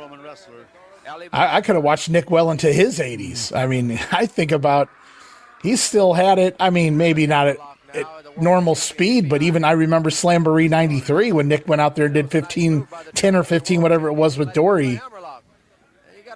And Nick was really getting pissed off at Gene Kiniski, who was trying to get himself over. I don't know if you've seen that match or remember that match. But no, I don't. I know it happened, but I don't remember it. It was AWA versus NWA, and Bockwinkel had Vern in his corner, and Dory had Kiniski in his. just to get them on the TV. And Kiniski was in the ring as much as Bockwinkel was. I mean, he was just interfering blatantly and all these things that he was just doing on his own, and Nick was getting pissed. And if you actually watch after the match, Kiniski's, in there to shake his hand, and Nick is not having it. I mean, it was shoot. He was not having it. Is that on a Slamboree? Slamboree 93. 93, yeah. Okay. Yeah, Nick is pissed off. I've recently seen some stuff with Nick as the AWA commissioner, WCW commissioner. I'll get it right eventually there. I thought he presented himself as a fine man in charge. Who better could you find to put in charge if you were going to go find a former world champion caliber wrestler than a guy more articulate than Nick Bockwinkel? I mean, perfect for that position. Could have used a little more personality, but he knew what to do out there. Yeah, well, he stayed as a face. He didn't go full heel commish, which was a good thing. And I don't know if we're going to get another promo from Don Carson here, so I do want to mention before we get too deep into the show that, when he was on commentary there, he was mentioning Lucas has one more week, so he verified it, that if Ken Lucas doesn't show up next week to defend the belts, Lucas and Morton will have to drop the belts, so forfeit them. But here's a guy who has no problem defending his title, Nick Bockwinkel, making the rounds. I don't know if it's on the line here against the Turk, though. Once again, I want to remind all you youngsters out there you go. Stretch that leg out. Oh, look at, man, the Turk's pretty good in there. I'm becoming a Turk fan. And Nick's in the good guy white trunks tonight. He wants to pop. He wants to he's on USA Network, Jamie. He wants to show off. He's AWA World Champion. And don't think that wouldn't have been in the back of his mind, what you just said. Yeah. Oh, yeah. The Turk knocks the world's heavyweight champion down. There you go. Barefoot stomp. Ooh, somersault senton. Come on, man, the world champ you're messing with there, Turk. Capitalize. Oh. Ooh. I don't know what. Box making the Turk look pretty good in this match. He is. Wow. Damn. That was dead weight, man. I think they screwed up the finish there, though. I think Bach was looking for the fit. Ooh, wow. He almost didn't get his neck tucked in time. 2, 3. Yeah, they must have messed up the finish. Not even a hook of the leg there. A pair of body slams. When's the last time you saw a finish after a couple of bodies? Although he was driving him down. You can always tell when somebody's upset. They give you that. Here we go. Watch it. You put a little oomph in that. And same thing there. He almost didn't get that head or that neck. What neck? Well, what little neck he has. Well, AWA champion Nick Bockwinkel, everybody. That was a fun match. Hey, Mike Graham. I forgot Mike had the beard going on. We know in professional wrestling there's a lot of things that I don't necessarily agree with, but we're all out to earn a living. Tully Blanchard has gone out of his way. There he goes, going to reference his past. To try to injure me in a very serious way that would keep me from earning a living. Well, I got news for Tully Blanchard. Keep me from earning a living. Professional wrestler that wants to try it. I've been wrestling pro now 11 years. I've been wrestling 4 or 5 years professionally before Tully even thought about being a wrestler. Oh, Mike's been doing this longer, he's saying. I was out in the ring with men. I wasn't playing with boys in college. I was out competing against men. Tully was in college playing with boys. Mike was fighting men. That's right. Through Florida for a long time. He came through Florida, figured he could come down there and hurt me. Well, he didn't get it done. I came back to Houston. Didn't get it done? Him and his partner Gino both jumped on me, and I'm still here today. So I'm going to give him a wrestling. I like the backstory Mike's getting to put in here. Like, we worked in Florida, we worked in Houston, and now we're bringing this to San Antonio. Some of the best competitors, some of the best looking athletes that yeah, that's what's kind of missing today, but there is no other place really to work. Yeah. I worked in TNA, I worked in AEW, and now we're in the big time. It just doesn't have the same pizzazz. You know? Yeah, I miss the days of no ring music. Guys just came into the ring and got. I'll tell you what, I always the ring music did a lot for me, especially like even in Mid-South. I thought it was great, but I'll say this: I miss the days of quick entrances. That's for sure with theme music. Like, let's get to the ring and get going. We don't need these 20-minute elaborate entrances. Let's show me more wrestling. There we go. And that's what we got right now, by the way, guys. Mike wasn't just cutting a promo on Tully. They're working. That's Tully Blanchard in the ring right now, is what you see with Mike. they're the ones to watch. Tully Blanchard is bailed out of the ring as Mike Graham laid one along the side of the And the first couple matches got a little bit of time for TV time, a little over 5 minutes, I believe the Grapplers match was, and same with the Bockwinkel match. So we'll see what kind of time they give these two. It's early enough in the show, and we're going to have some kind of a finish. Oh, look at Graham step in front. Get those arm drags. Look at that move. Blanchard bails out again. Oh, Tully Blanchard's mad. What a great heel.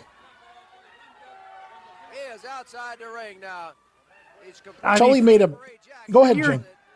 For years, I could have give or take on Tully Blanchard. I liked him here, but when he got to Crockett, I just never cared for him that much. And I don't know if it was because of his size compared to, some of the other talent. He just never wowed me. I was thinking kind of the same thing in to a degree in regards to Tully was perfect here for a promotion like Southwest. He's easily, a top heel here. Like it's not because his father's the promoter and they're both booking right now at this point. It's because Tully was that over and Tully was that good of a worker. And he was a good talker too. But in Crockett, I would have never seen him as the main event. I thought he was great with Arn Anderson as a tag team. In singles, I don't know that I looked at him as a long-term U.S. champion level type guy. But, his feud with Magnum was great. But I don't know how much that was just the feud itself. And I think that was more Magnum. That was Magnum's real breakout role, was his feud with Tully. There you go, Tully sneaking in a little fist to the face there. Yeah. I know Magnum had his run with Ric Flair, but it was really where his feud with Tully that took him to that next level. Tully was just such a dick that it was a different kind of heat. It wasn't like a man, what a heel. It was like, what a dick. I just kind of don't even want to. I don't care either way. Like I've lost interest. This guy's such a dick. Yes, it does. I'm going to just guess that Dusty Rhodes and Gino must have had some kind of heat because when we get to it here, the magnetism between Tully and Gino is just so great. I can't believe Dusty never brought him in to either team with Tully or to go against Tully. Well, you have to wonder how much money Gino was making when he got to Dallas. Showing a lot of pain on that face now. As Graham tries to I'm sure he was making up very well there, but there's also a time where he's not in Dallas, and it looks like Mike Graham's going to have to break the hold. Well, I'm trying to think. Dusty doesn't really take the book for Crockett until 84, right? Right. Yeah, I guess he's firmly in world class at that time. He's like him and Chris Adams, the number one heels, and he's close to home. I guess it probably would have come down to money, probably. I mean, we heard it on Georgia. Gino wants triple what everybody else is making or has ever made in the history of wrestling. Very true, and he had that lucrative side business going on. Yeah, well, that too. That was the beginning of the end for Gino, that side business.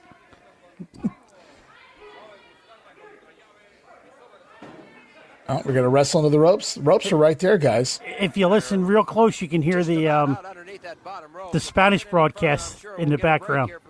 Rapido Rodriguez. Get him in there. Jack Howe. And we're going to see Jack in Mid-South. If he's not there yet, he will be soon. I think he's already there, though.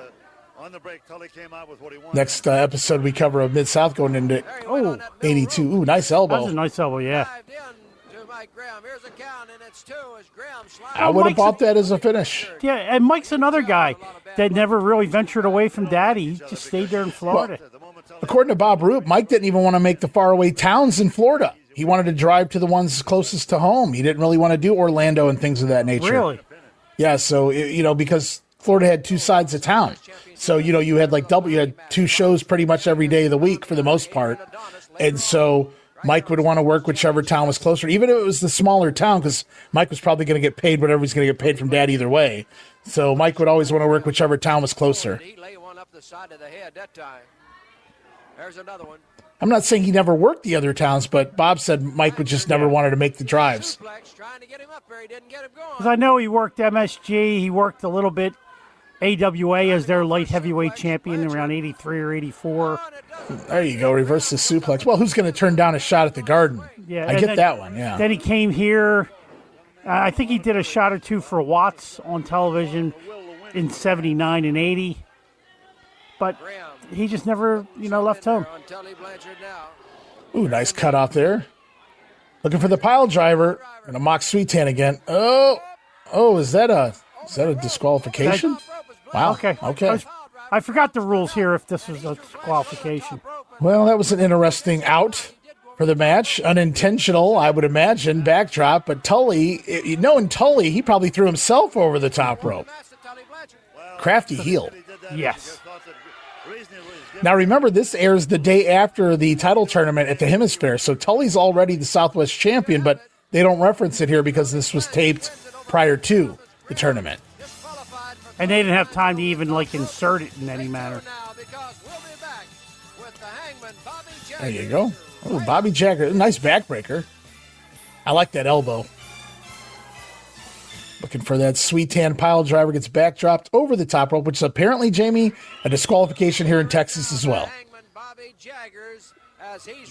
Here's my man. And those guys get about 6 minutes, so we're getting some decent TV time for the matches here. Now, I don't know if Terry Daniels can hang with Jaggers for that period of time, but we're about to find out. Another example, Daniels isn't a kind of like Ali Bay. He's not pure jobber. He's not Frankie Williams. No, and, I'm determined to go look up the Turk's background now in amateur because there is some sort of amateur wrestling there in the Turk, Ali Bay's background. But Terry Daniels, again, I've told that story, his amateur background. So he definitely knows his way around a wrestling hold. We'll have to see how he can hang here with the Hangman and his Hangman. Terry Daniels down, holds that back a little bit. Lou, every time you hit that mat, it seems like it takes a little out of you. It does. Yes, sir. Well, what an astute observation. Every time you hit the mat, it takes a little bit out of you. That's the entire point, Mr. Steve Stack, everyone. Steve Stack isn't the announcer for nothing here. He made his rounds, though. He did a little announcing outside of Southwest, so. He was in Amarillo for a while, wasn't he? Yeah. Before the Southwest stop? Yeah. Used to be it was all driving. Now you may be here. Tomorrow you'll be in Tokyo, Japan. Well, that's true. And, of course, there we go. I don't think. Easy for us, but when we get in a jet air traffic. He's got himself separated there, keeping away from Jagger, which is wise. Jaggers is a crafty man. What was you probably saw Jaggers first, in Florida? In Florida, yeah, as a Southern champ. A couple hours, you'll be home. He was with Humperdinck, I believe. And Jagger's big move here, guys, is the that giant Baba-like clothesline. It's a neck breaker, really, if you think about it. And he calls it the Hangman, and he does hang you, right? Yeah. I always enjoyed Jaggers. He was always high on my list. Even when him and Mantell showed up in the NWA in 86 or 87 as the Kansas Jayhawks. Well, he's waiting his turn right now. He's kind of just floundering in the mid card at the moment. They don't have a whole lot for him, but they put him. If you've noticed, they put him on TV every week and giving him a squash win. So it's like we're going to keep you simmering the whole time till we're ready to pull the trigger on you again here in San Antonio. Yeah, I'm just drawing a blank. I don't know if he's coming out of his Portland run here or going to Portland when later in '84. Could be both. I don't really know Jaggers. I remember I have footage of him in Portland. I've seen it. I don't remember the year. Lots of bleach blondes like to go through Portland, though. And said you got Buddy Rose, Rip Oliver, Bobby Jaggers. I mean, Kurt Hennig. But he wasn't that kind of platinum blonde. Was he bleach? Come on. It was all natural. It was perfect. Blonde-haired, blue-eyed. That's stuff people should look at. Early Kurt Hennig when he's getting his first push in Portland. And then the development, all the way, starting with his WWF stuff all the way up through his WWF stuff again. I had the pleasure of watching a rarity, really, just this past week. They aired it on primetime from Cops Coliseum. It was Rick Martel had just made his return at the beginning of '89, and it was basically like his second or third match back, and he works Mr. Perfect in January of '89. And remember, Martel goes heel by WrestleMania. So it was very short window of time that match could have even happened, and I was so happy that not only did it take place, but that they put it out there. So that was fun. It's like two of my favorites of all time, battle of former AWA world champions. Yeah. So very, very cool there. Rick Martel and Kurt Hennig. Go check that out, guys, if you have opportunity. It's on the prime time. I think first week of February '89. There we go. Oh. Now that's how you work a guy over.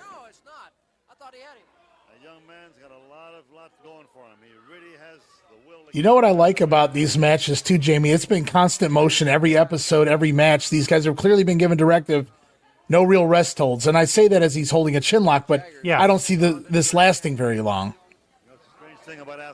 No, the rest holds you're saying are purely for rest. Not for killing time. Right, working purposes, things of that nature. Yeah, these guys, it has been like that on every episode we've seen thus far, every single match. And every match has been competitive. Yeah. As Daniels is getting weak from the punishment that the Hangman Bobby And that, look, there you go. Nice neck breaker. Here's the count this time, and Daniels Oh, he's softening up that neck for perhaps the Hangman clothesline. You know, Jaggers and Adonis would have made a good tag team. Anybody in Adonis would have made a good tag team. Jesse Ventura and Adonis made a good tag team. Think about that. Here we go. Oh, I thought we might have saw it there. Fire up, Terry. See, if Vince was thinking, when he had adorable Adrian, he could have brought in beautiful Bobby at the time. Oh, there it is. Out of nowhere.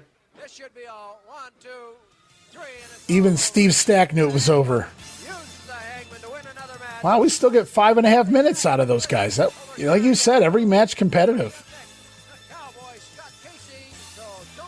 And unlike Georgia, the enhancement talent here are all competent.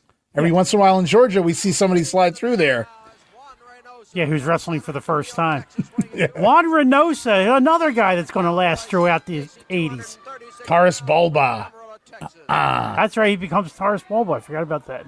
Juan Reynosa and Scott Casey. Yeah, I'm about to see that in a couple weeks here in Memphis 85. And then later, I remember they have him do a little deal with Kerry Von Erich down in Dallas. That's when you knew Dallas was dying, man, when Juan Reynosa's in the main event with Kerry. No offense to Juan, competent, great talent in a ring, fun to watch, but not at that level. Grabbing a headlock. Cowboy. What was your feelings on Scott Casey back then, Jamie? I like Scott Casey. I had no problem with him. I mean, even I realized in 1982-83 that he wasn't a Von Erich, but he was that next level down. I mean, he's every bit what Chris Adams is at this time. I could get behind Scott here in Southwest. His Dallas stuff, even though he's a Texas boy, I presume he is a legitimate Texas boy because I know he still lives there today, but he never did it for me. He just felt out of place in Texas for me. The whole sticking with Sunshine thing, that might have done it. I don't really know what it was. I just tried to get behind Scott in Dallas, and I just couldn't. It just felt like he's in the wrong territory. I don't know what it was. Well, that's because, come on, let's be real. Everybody knew that Scott Casey and Sunshine weren't a real couple. I mean, they were just thrown together for television purposes. Yeah, there was no chemistry, I felt like, between them. They were just both kind of out there together. They didn't really feel like they were a collective unit. And so it was hard to get behind that. But exactly. I'll tell you this, as a kid, I used to root for Scott Casey when he went to work for Vince. He got all jacked up on the gas there and looked the part and got a couple extra years of paychecks out of that, but it was never meant to be up there. Not that, based on all the other talent in the promotion, it really wasn't a lot of people he could have been pushed above. You know what I mean? But he was always one of those underneath guys that I was rooting for. Yeah, he was somebody that could have won a match on any night, and you wouldn't have been surprised Right. if he did. And if I remember right, just from going through results, he would win on a lot of those house shows. Oh, yeah, I'm sure he did, because he probably worked those preliminary matches, and he was easily the top preliminary guy they had. But just not those house shows like the Spectrum, Boston Garden, MSG, LA, where those shows are airing on their local cable networks. Yeah. They weren't putting them over on those shows. It's just like Wrestling 2 at the time. He was working all those smaller towns for WWF, and, they were putting them over. But if he did TV, he was respectable and either going to a draw or doing the honors. And he was lucky enough to squeak in that job, too. I mean, that late in his career. That's like Scott now. I think the reason Scott never really got those wins on TV, too, was he'd already seen about 15 years of business. He'd already been in the ring quite a while by the time he got to the WWF. So it was like, we can't really push you as an up-and-comer, Scott, so we'll give you what we can. There we go. Nice drop down. What are we setting up here? Ooh, side backbreaker. There we go. I mean, he was the original Al Perez in the WWF. You can look at, there we go. I don't know if Al did a job, though. Oh, yeah, I'm sure Al was doing jobs. Yeah, Al never lasted anywhere very long, and somehow it was everybody else's fault. Nice backbreaker there, gets the win. Scott Casey, 3 minutes, 35 seconds was that one. There he is, the adorable one. Adrian Adonis accepting the $5,000 bounty offer if he can pile drive Bob Sweetan right here today on TV. Everybody knows what it takes to collect the bounty money on Bob Sweetan. This is what we needed before the Mike Graham match. Little interview action. Yeah. But Bob Sweetan, I don't know any of them that can go through Central Park with $100 bills hanging out their pockets. You hear those stories of Adonis that's kind of legit. You hear about how Adonis would intentionally get into street fights almost daily, or he had to based on where he grew up in New York. I don't know if you ever got to catch the Dark Side, the Adrian Adonis story. I just watched it recently. It's fresh in my mind. They have one of his best friends growing up on there, and he talks about how every day was a fight. They grew up in that you fought for your corner, your neighborhood. And Adonis was somebody that was not to ever be fucked with. He doesn't look like that, right? Like when you look at Adonis, but you hear the stories, and I guess Dan Spivey put a whipping on him, though. I'm sure you've heard that story. Yes, I have.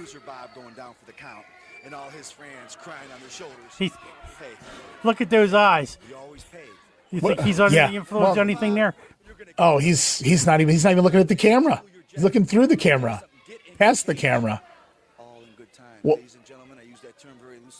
does he have, like a cat of nine tails there? Could have kept that for adorable Adrian. I don't need to be at ringside to watch what's going to happen. There you go. Thank you. Let's go to the ring now. I already know because I booked it, Steve Stack. I already know what's going to happen. Poor Lou can't get on the camera today. He keeps trying to slide in before they cut back to the ring after every promo. And you know that's exactly what Lou's trying to do. He's trying to get himself on camera. I don't like these kind of bounty matches. I don't like bounty matches. This is such an unusual fellow. I think even getting in a ring with him would be a bounty match because he's got those brass nuts, he's got the whip, he's got everything going for him. He's got the whip. Strange, unorthodox fellow. Unorthodox is very careful. Absolutely right. Even Lou sounds like he's trepidations about stepping in the ring with Adonis, the golden boy, the adorable one, the future adorable Adrian. Adrian Adonis staying in the corner. He's yelling, get him back in his cage. That's what he said a while ago. I don't see no All right. cage out there. He always had that unusual build. He is not there. I figured he'd stay there. I was converting tapes the other day, and I came across an AWA show from '89, but they had a Matt Classic, and I would imagine the year was before Adonis came back to work for Vince with Murdoch. But it was a full match from one of the arenas, Adonis versus Larry Hennig. And he was even bumping like a champion for Hennig. It was interesting, definitely. Take care of Sweetan, right? I think he was wearing these very trunks. Yeah, he wore these a lot. Yeah, he did. I think he wore those with a match with Pedro for the IC title at one point. They had a good match. There we go. So we got a little TV time left here, guys. This match going to go a little bit, I would imagine. Keep Tully out of there. True. Can you imagine the power of the force behind it? Now, by the time this airs, these guys will have already wrestled the semifinal match as part of the Southwest title tournament. And I believe that ended with a disqualification, Sweetan advancing to the finals. Interference, I believe, from Tully Blanchard. There we go. He sings that song to you when he puts you out. It wouldn't be a very nice song to hear. I never understood Sweetan as a face, though. He doesn't look like much of it. And apparently it got over from everything I was told. You know, I knew a promoter and a trainer, a wrestler who grew up on this, and he used to tell me Bob Sweetan was his hero during this time period. Wow. And I just, okay. I mean, they always did say that the better the heel, the better the face. Yeah. But it's hard to find his heyday. It really is, yeah. Not a lot of footage out there of Bob Sweetan prior to Southwest, really. But hey, he's over here. He walks in here, the babyface and the top babyface of the territory. But it's Texas, too. You can't really explain it, right? They just want to see a tough guy beat the crap out of people. That's all it really is. Sure you consult your local listings and see what time we're on in your town because we are nationwide. Nationwide. Including USA. Off the ropes comes Sweetan over the Which is still in its infancy here. Oh. Yeah, we're about good night, Irene. 3 years into USA Network because it started in 1980 at one point. Because like I told you, I was watching Major League Baseball on Thursday nights on USA Network. And the MSG shows were on MSG because the first one I ever saw was the Harley Race Bob Backlund show, which they didn't show that match. They showed all the other matches except for that one. That Harley Race Backlund match came out on the network at one point, though, so it exists now. With no commentary. And I was very disappointed when I watched the match. If I remember correctly, they aired like an old match from an old garden, like a few months prior or something like that, in place of the... Since it was a 60-minute match, they aired 4 or 5 matches from the showdown at Shea. Oh, okay. From the month before, like the Larry Sharp Inoki match, of course, Chavo Guerrero match. There was a couple matches. Fujinami match, maybe. Oh, look at it! Look at wow! That was impressive, even for Adonis. He didn't just do the flying head scissors. He did the old deal where he like hangs in the air there. That was really good. Adonis is probably enjoying this match because he knows he doesn't have to do too much because Sweetan can't go. It's going to be mostly headlocks and punches and stuff like that. He just has to sell a couple times. I got to give Bob some credit, though. I mean, there's not a lot of people that can hold Adonis's body weight up there for a flying head scissors. Usually when you see a big guy, even Murdoch, when they can get up there and do it, they're not sitting up there for a second, that little pause, to make it look beautiful or whatever you will. And true to the game, man, Bob Sweetan stood there for him and he held Adonis up there. So they made it look really good. And Adrian was looking for Goodnight Irene there a little bit ago. Bob slipped over that too. So Sweetan's got a few tricks in his book, but I don't know. Look at wow, Adrian really. Oh, that was bad looking there. Yeah, didn't quite get up for that, but. Now, I will admit, I enjoyed Bob Sweetan back here. It's the only problem I have with Sweetan is what I find out about him later on, what a scumbag human being he was, and that kind of changes the entire perspective of what I watched before. Unlike Rock and Roll Buck Zumhoff, who I thought was a piece of shit, even when I didn't know anything that was going on behind the scenes with him. I never got into that. I never understood why that guy was on a TV screen anywhere. Sweetan is really hurting. Adonis So even though Adonis's finisher is the Goodnight Irene, we saw him looking to lock it on already. The rules, or at least Tully's rules, in order to collect the bounty, the $5,000, is Bob Sweetan has to get put down with a pile driver with his own finisher. So we might see Adonis try for that before this match ends, if he lets Bob back in the ring. Wow, I heard that. Yeah, this is definitely a much slower paced match than the other ones that we've seen. There we go. There's some. I've really actually enjoyed. I think they're doing a good enough job of keeping it going.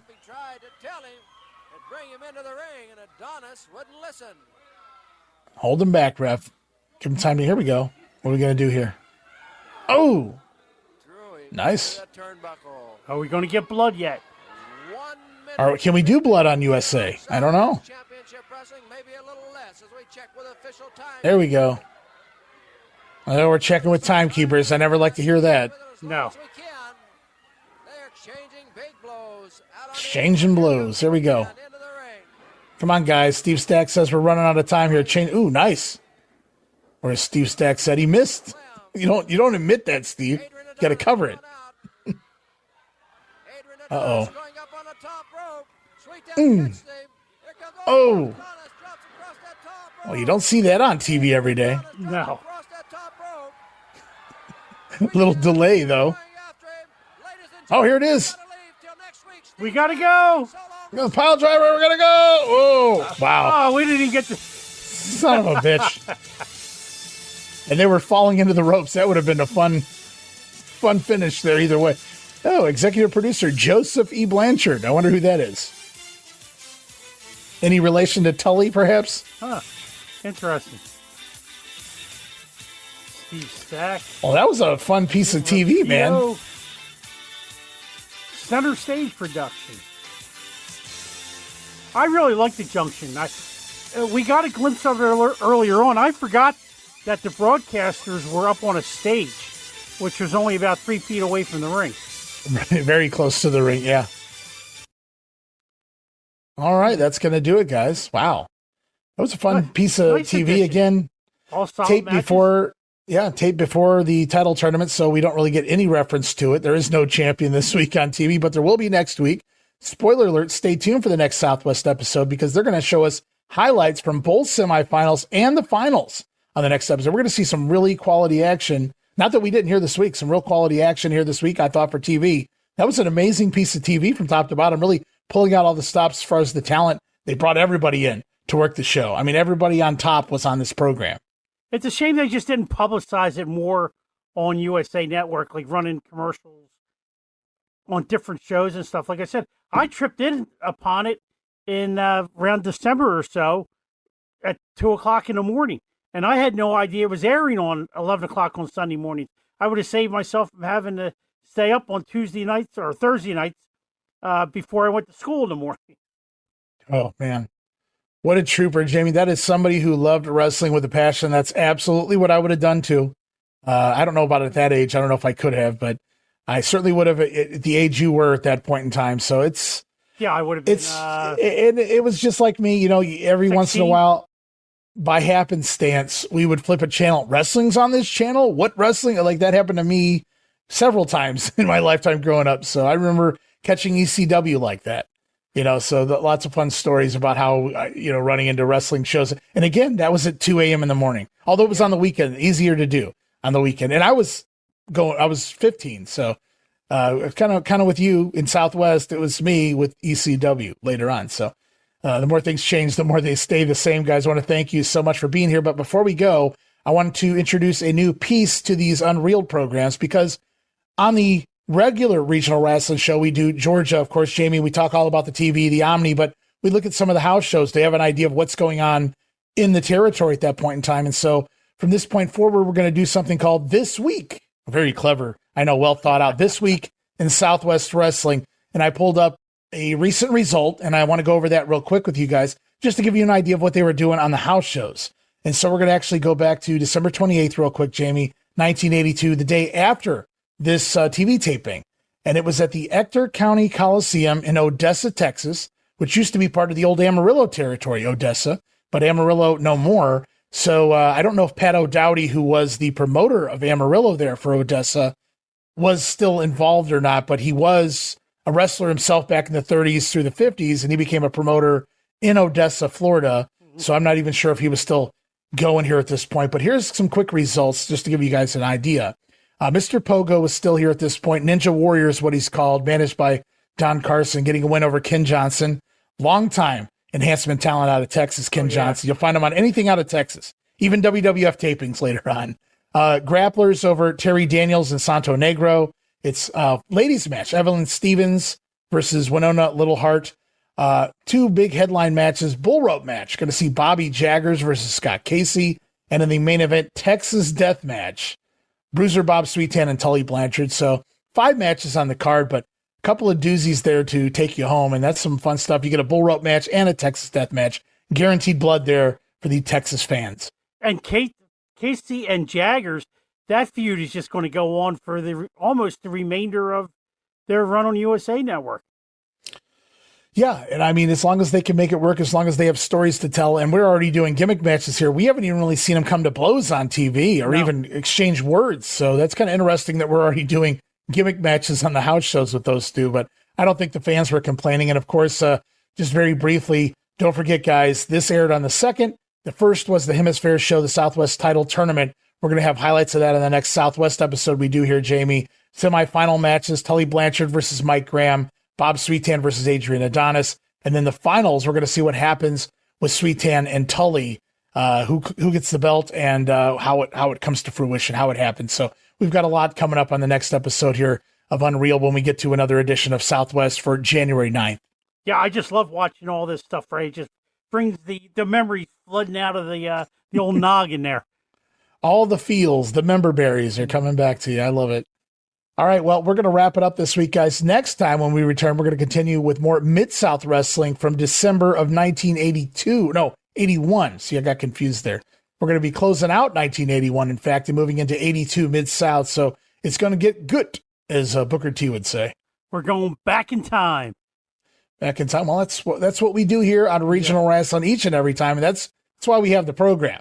I'm not going to lie to you. It gives me a reason to go back and do this stuff. So, but we're going to sign off for this week. I want to thank Jamie Jam Ward, that is, here as part of the Ultimate Tier. Jamie, thanks for being here. Tier. I love it, guys. Be back soon. More Regional Rasslin Unreeled around the corner. Thanks, Jamie. My pleasure again, Ray. Take care. This is Wrestling Nostalgia, the podcast that dives into wrestling history. Hey, wrestling fans, I'm Dave Dynasty, and if you enjoy podcasts that are knowledgeable and history-driven, then Wrestling Nostalgia is for you. With great guests and fun interviews, there are over 200 episodes in our archives. We chat with several first-time guests and often cover topics not discussed on other podcasts. Look up Wrestling Nostalgia on your favorite podcast platform and visit all of our links at linktree/WrestlePod. That is linktr.ee/RASSLEPOD.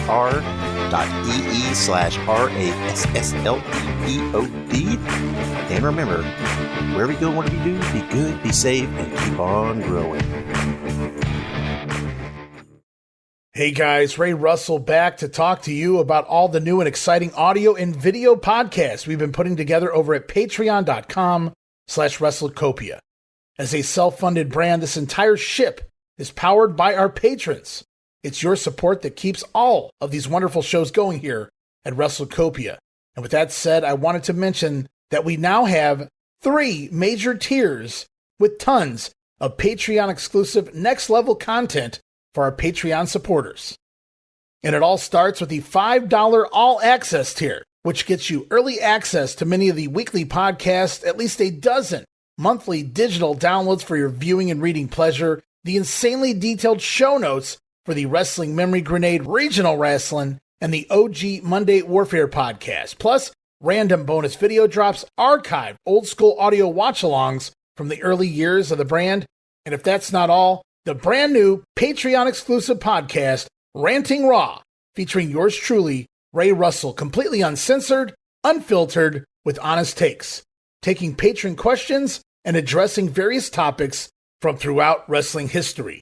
It is a whole lot of fun wrapped under the all-access tier for only $5, but things get even hotter with the VIP Superfan tier For just a few dollars more, you get everything already mentioned in the All Access tier, plus as part of the VIP tier, a whole new slew of videocast series where it's not just your typical watch-alongs. Sure, we laugh, we have fun, but we're also breaking down the history, the context, and the why behind what you're seeing.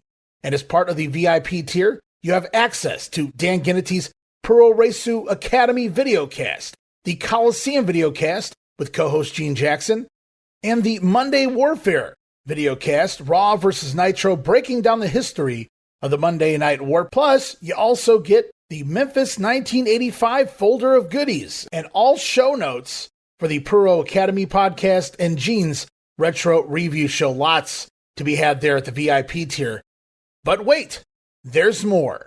For those WrestleCopia backers who crave even more from the brand, we bring you yet another level of content fit for a warrior, because it is indeed the ultimate tier, which gives you everything from the All Access Pass, everything from the VIP tier, plus you will receive access to the big ones video series featuring a lengthy look and discussion into some of the biggest pay-per-views, super shows, and other events from throughout wrestling history. It's also a great place to keep up with the big events that coincide with the Monday Warfare videocast and so many other big events from years gone by. You'll also have access to the newest big hit to the Copia brand. I'm talking about Regional Rasslin Un-Reeled, the video series. Get ready for the next level in Regional Rasslin as we dissect territory history in video form. Watch along with us. But still, even more for your money, guys. You'll also receive access to the Treasure Chest, which offers patrons the unique opportunity to download and watch select rarities from wrestling history. And for those of you who are wondering what we offer, are contemplating joining a paid Patreon membership, or simply a curious lurker, a reminder there's a free tier at our Patreon that you can join as well. Remember, guys, no subscription, cancel any time, but I think you'll like the content that we're offering there for any budget you may have. And you can sign up right now, patreon.com/WrestleCopia, or look for the QR code where available. We appreciate your support in helping us pay the bills to keep the WrestleCopia Podcast Network running and enabling us to continue to bring you all the quality programming that we offer.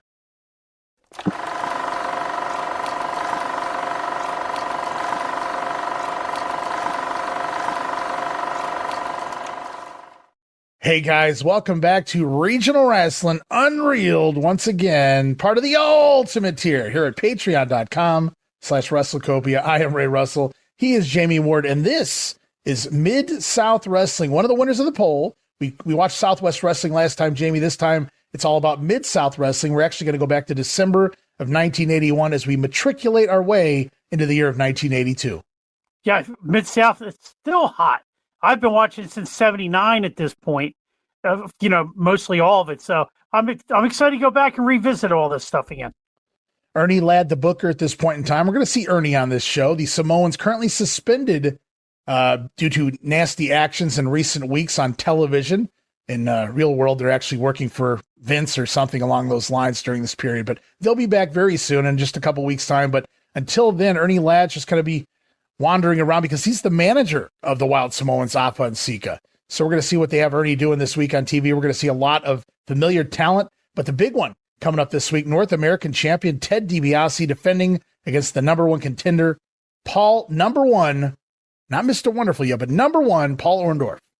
You mean that outpatient Paul Orndorff? Yeah, OP. As Paul. There you go. The JYD called him. We've also got mixed tag team action, but I'll save that for the show. A very unique version of mixed tag team action, I'll have you know. So stay tuned for that and a whole lot more, Jamie. We're going to get rolling here with, we're going to go back in time. This is December 10th or 12th, depending on who you ask, episode 1981. Now, December 10th was a Thursday. December 12th is Saturday, so a lot of people like to move with that time. But actually, Mid-South Wrestling in some markets, specifically in Louisiana, would begin airing as early as Thursday. So I always go with the earliest air date, because that's the main cities, but we can go with whatever you guys want to call it here. We'll figure it out as we make the post. You guys will see what I go with, but either way, we're going back to the second week of December, 1981. This was taped as part of the last taping. Bill Watts would tape 2 TVs at a time.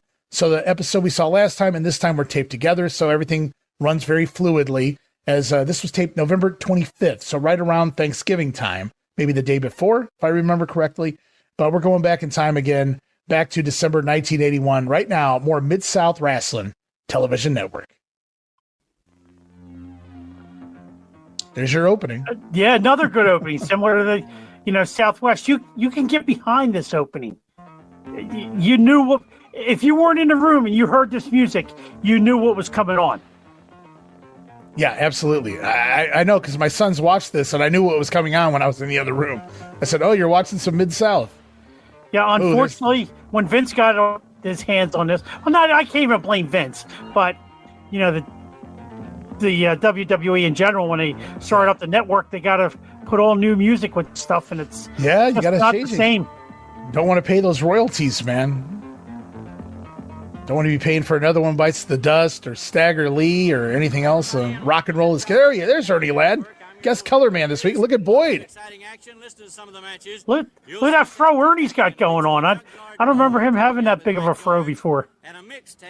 I love the brown leather jacket. He only in the big butterfly collar. Yeah.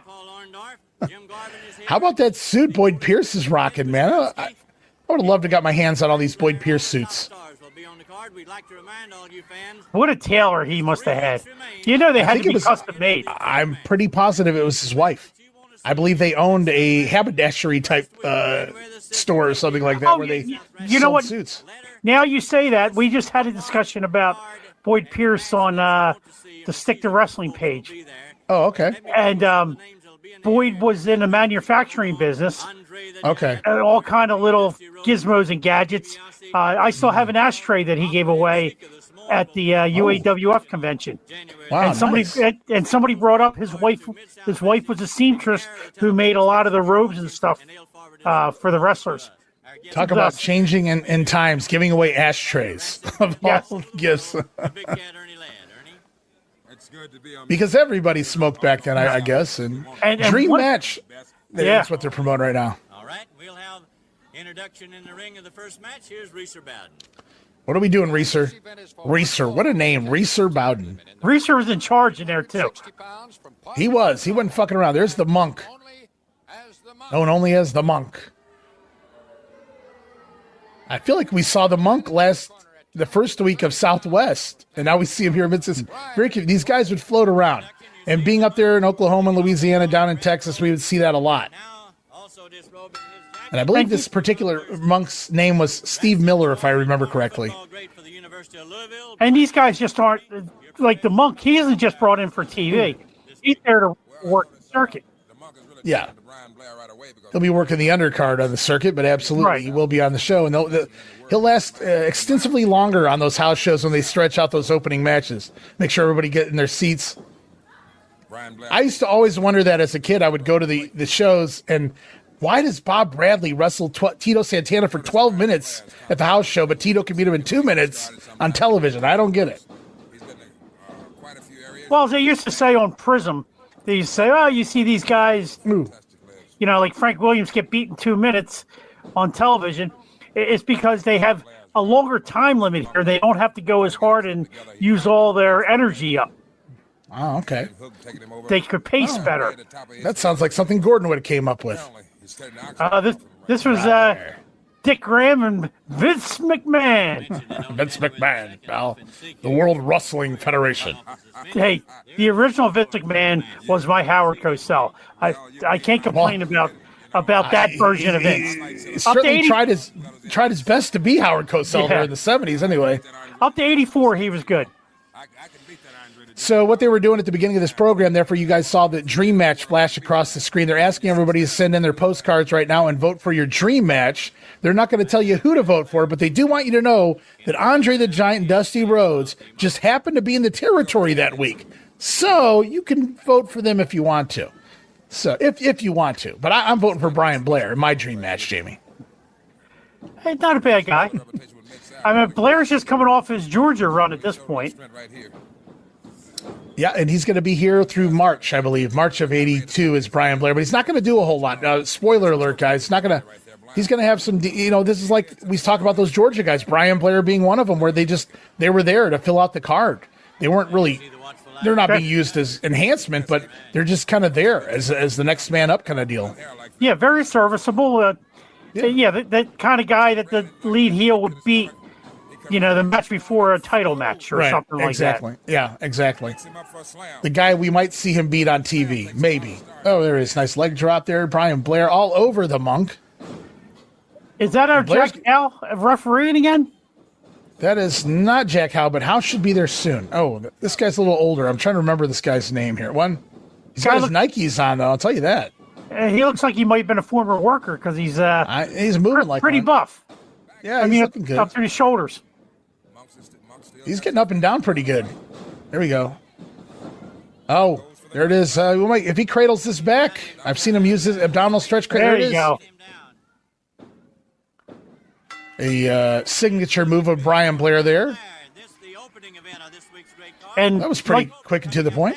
Unlike some other guys, Blair actually lifted his shoulder up off the canvas. How many times have you seen guys use that as a finisher and forget to bring their own shoulders up? And the referee doesn't notice, but it just doesn't look good. Well, I'm not going to credit Brian as creating the move because Lord knows how many moves were in existence pre-videotape, but he certainly perfected it. He used it. And I got to watch him right now with Gene Jackson, 85 Memphis, as Tom Branch, the evil referee. Chula, Mississippi. Wasn't King Cobra? That's the same King Cobra that fused with Lawler back in 89, 90? It is, yes. Oddly enough, yes, it is. The same King Cobra. I guess because he would make the drive, and they needed somebody that week or two. He'll beat somebody up and he'll still come right back. Yeah, Cobra was pretty well put together. My understanding with him was he had a day job, and I can't remember what it was, but it was a pretty good job.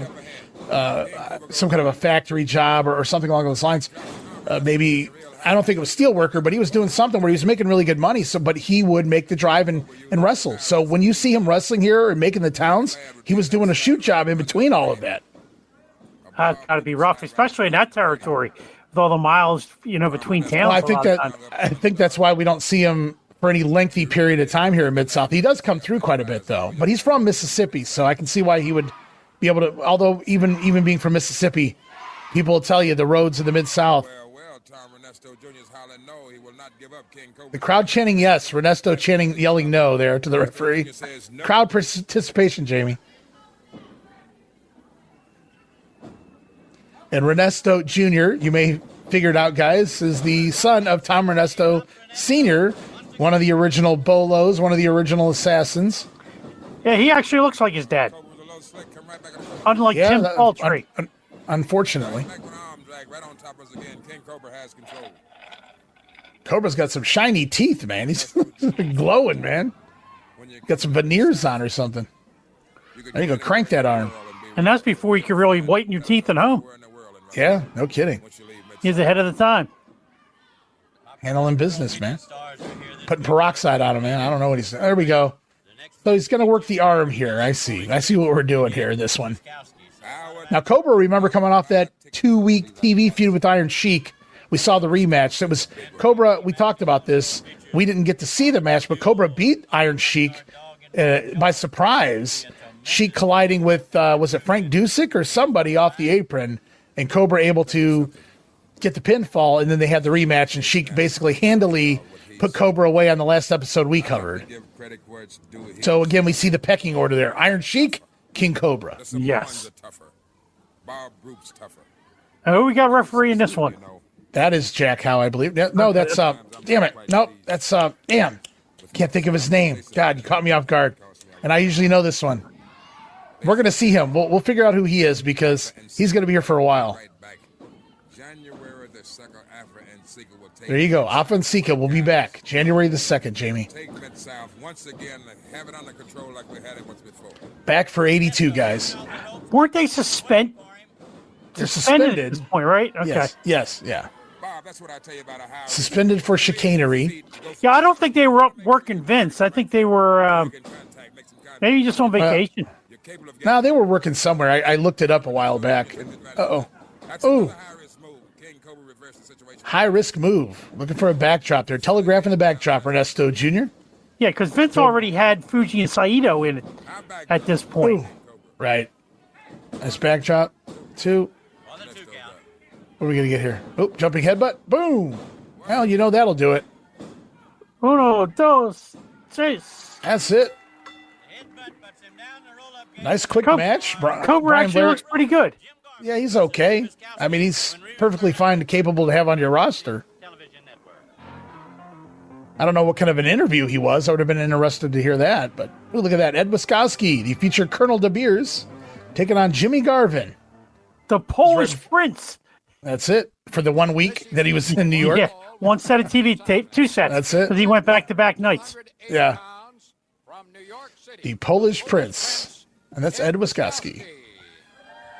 That second W is not correct. There's no second W. It took me years to figure that out, but look at Jimmy Garvin. What's he on here? Wow. My goodness. My God. He's not this big in Georgia. He must have cycled down before he arrives in Georgia. Right before, when he made the trip. If you guys are listening to the Regional Rasslin podcast, you know that Jimmy Garvin's going to show up basically January of '82 there. So this may be Garvin's last match here in the Mid-South, right here on TV against Wiskoski. And look at him. He does not look like this a month from now. He's also got his mustache here, Jimmy. Yes. He was on the way to becoming gorgeous at this point, and then he reverts a little bit. Yeah, just for a little while there. Oh, there we go. Got to get the forearm in the ribs there. There you go. That's how you loosen it up. Take him back. So another competitive match. So we got DiBiase and Orndorff at some point on this show, but this is another competitive match. 2 guys that are very capable. Wiskoski, I think, his biggest pushes will be in Portland and in the AWA, though. Oh, yeah, absolutely. But if I remember correctly, he gets a few TV wins before we get to this point on Mid-South. Yes. And he'd also just come through Florida, I believe, right before that.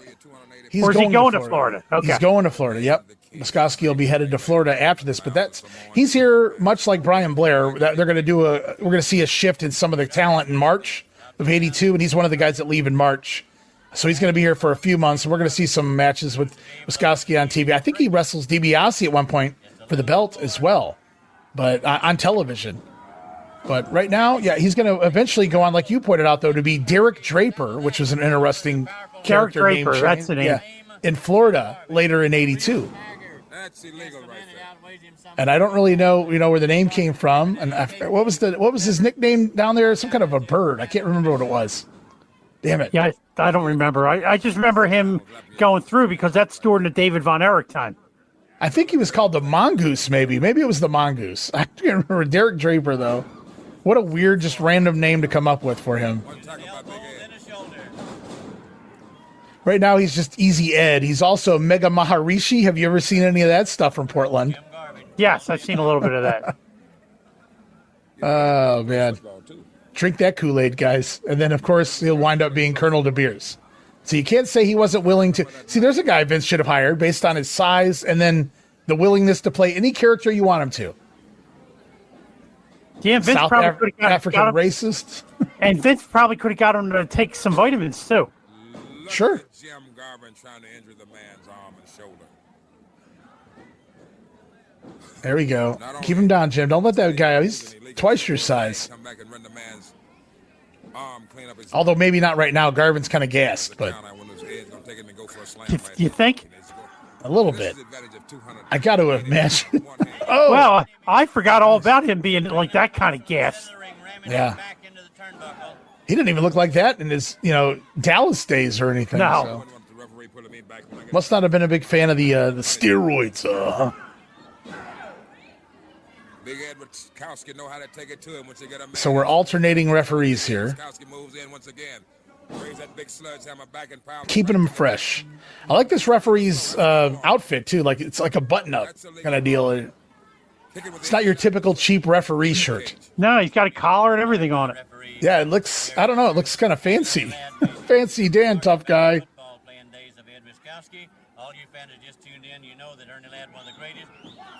I never got into Ed Wiskoski. He didn't really have much, even when he had the characters, he didn't really have much charisma, and so I just never appreciated. But he was a pretty solid hand, even going back. I've seen him in the late '70s Portland. He was pretty good. Oh, there's in the nothing ring. wrong. Yes, in the ring, and even Portland, I enjoyed him. I don't know if he's your lead heel, right? Definitely in a supporting role. Boom! Oh, we've seen that forearm quite a few times in Georgia. 1, 2. Boy, he loved using that forearm. What do we do? Oh, going to the sleeper. Okay. Ooh, nice counter. Well, that'll work. The cement floor. It's like the cement pond on the Beverly Hillbillies. You beat me to it. He almost threw his body out on the floor in order to break that illegal chokehold. I grew up in a hillbilly house, Jamie, so I was familiar with those words. So the first couple matches, they give them 3 minutes, to do their little enhancement deal. But this is getting some time here. Oh, nice counter. Get another forearm here, maybe? Nope. Well, we know Garvin's got the. Oh, nice capitalization on that. What are we going to do now? You mean Easy Eddie's going to get a win here? Sure, it looks like. It looks like, yeah. With Garvin on the way out, might be do the right thing. Oh, stomach breaker. This could be it, boy. Wow. And it is. Yeah, clean job to a heel. Thanks for coming, Jimmy.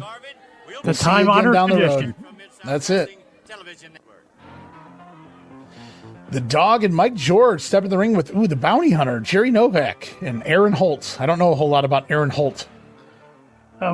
Mike George is another Ed Wiskowski. Never impressed me. Yeah, just was kind of there. I mean, he's there. It's not horrible. He can work. Big body. That's why, until I understood, George's background here in the Mid-South and the Tri-States as a top heel tag team with Sweetan in the 70s, I didn't understand why this guy was teaming with the Junkyard Dog. You would think, well, the Dog's going to get Mike George over, but it's like, I don't know, Mike George almost sucked the charisma out of the Dog. It's just so milquetoast. Oh, we're going back to last week, guys. You guys remember this one. There's Terry Orndorff on his way out of the territory. He's tying him in the ropes, Boyd. Definitely not the body of his brother. Oh, no, not at all. Uh-oh. What are we doing? Be careful, Dog. What's he doing? Trying to prevent him from getting out of the ropes. Loaded the mask there. Paul came out here. You hear Bob Roop on commentary, and what was the point of giving him something to load and then Orndorff interfering, Paul interfering? He's not even in the match. Well, I'm confused. Oh, there's a load. There goes George down. Don't headbutt him, Dog. Oh. Boom. Oh, and the referee. Hell of a bump by the referee. His head hit firmly on that concrete. No pretty blue mats out there yet. No pretty blue mats here in the Mid-South. Never in the Mid-South. Remember, he comes into WCW, and the first thing he does is yank the mats up. I bet the boys love that. Oh, we got garbage line. Whoops. Oh, it's Orndorff's, Terry Orndorff's tights have changed. That's Bob Orton, who did not clear the ropes. There we go. It's total chaos out here. There's shit everywhere. For the man in the mask, throws him out. Mike George, and there, Alfred I'm pretty sure when I saw this for the first time many years ago that it took me a little bit to figure out what the hell all just happened here. Well, the referee saw a man in a yellow mask over the top. We've got Terry Orndorff, we've got Paul Orndorff, we've got yellow masks, we've got Bob Orton under a mask, we've got Dog, we've got Mike George, we've got the referee going down. A lot of confusion. All of that for a disqualification. And the heel goes over. Terry Orndorff, the victor, on his way out of the territory. Fuck you, Dog. It ain't going to get no better. He quits. I saw something from Paul Orndorff's son saying, giving his Uncle Terry some credit, talking about how nobody remembers his Uncle Terry. Well, for good reason. He didn't last that long in the business. I mean, I don't know how long it was before I realized you had been watching this during the time period, so you got to see some Terry Orndorff. I've never seen Terry. In fact, I thought the irony of it all was I had never seen Terry Orndorff wrestle, and the only time I finally get to see him wrestle, he's wrestling under the mask. And this was his second trip through. He was there with Paul Orndorff as a heel when I first started watching in '89, along with the Grappler. He was in there during that time.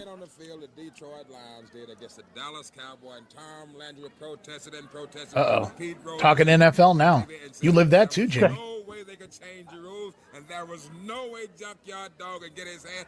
I remember that game that he's talking about. Eddie Murray kicked a field goal to beat the Cowboys, and they had 12 men on the field. That's what he was talking about. Well, anytime somebody beats the Cowboys, I'm okay with that. Oh, absolutely. However, I let me take that back. That team that used to play in Texas. Used to play in Texas. The Oilers? No, that team that used to play in Dallas. They haven't been relevant in years. I forgot what their name is. Okay. The Eagles beat them last week. Jerry Novak looking a little long in the tooth here in his career. Aaron Holt looks like he needs a haircut. Aaron Holt looks a little bit like a Lanny Poffo-ish. A heavy Lanny Poffo. I wonder if he recites poetry or if he can suck his own dick. I still remember 1988 is when I found out that Lanny Poffo was a trisexual. Well, buddy, I'll tell you what, you learned it way before I did. Dave Meltzer told us. Well, Dave was privy to a lot of things. Yeah. Take it back, that's one thing I didn't need to know. Mike George is a little stacked here. Yeah, he's definitely got a different body since his return here in '81. And again, George had been basically a career heel a lot anyway, here at least in the Mid-South in the 1970s. So to come back and do the babyface turn and align with the dog, early on, people were kind of, they weren't buying it, early on in the early part of the fall of '81. Again, you got to thank Brian Ockman for all his notes from throughout 1981. Can't wait to kind of cover that year and just dissect that on the normal podcast because unfortunately we don't have the video footage to do it here. But hammer and tong, that's an old Gordon line. That's just an old school Southern line. Hammer and tong. It's like tooth and nail. Oh. Uh-oh. Well, the upper class enhancement just took boom, into the thump. Boom, boy, you didn't look so pretty. Damn, that went about a minute. JYD looked so good back then. Well, I think Watts kept him in line. I can't remember who it was. In an old shoot interview used to say every time the dog started to put a little weight on, Watts would give him shit, just playing with him. Like, I'll see you getting a little pudgy there, dog. I see you getting a little soft in the midsection. And dog would take it to heart and go out and work out and stay in shape. But comes to New York and they're not going to sit there and pay attention to you. No. You're going to, so babysit you. But man, did he look great certain periods here in the early 80s. He would get really jacked. And just the way he handled that Aaron Holt, that power slam, that thump. Yeah. Looked beautiful there. Do you remember him coming through Mid-South? Not Mid-South, Mid-Atlantic in '84 for a cup of coffee? Man, he was jacked. It was the Dory Funk Booker time. Right, yeah. Buddy Ryan, the coach of the Eagles. Actually, the Bears. Maybe Related. The Bears here. Yeah, the original Ryan family member of the coaching crew. Wait a minute, you're telling me Brian Blair and Iron Sheik are on the same episode and we don't even get a fucking match? I can't get a Brian Blair, you no good motherfuck, you motherfucking punk, jabroni. I break your back, fuck your ass, make you humble. Dream match, people. Let's book it right now, Jamie. Brian Blair and I. Ooh, that was a knee lift to the face. Damn. It was a little stiff. Snug. Brian Blair, Iron Sheik, dream match. If I knew then what I knew now, that's what I would have booked. Sheiky could still move here, too, in 80. I mean, he looked good. He didn't have that stomach yet. No. that looked like a giant tumor or something. What an elbow drop. What a lovely color there by Ernie Ladd. Trying to think, he just is coming off a Mid-Atlantic run, I believe. Sheik? Before he gets here. Yeah, Sheik. Isn't that when he has that feud with Ivan Koloff? Yes. With the famous magazine cover? Or those two just like an old regular, the original Sheik cover? It was just blood everywhere. Well, he hit him with the gut wrench, which is one of his setup moves for the Cobra Clutch, Bubba. I don't know if he's going to need the camel clutch for Buddy Ryan here. He's not faring too well.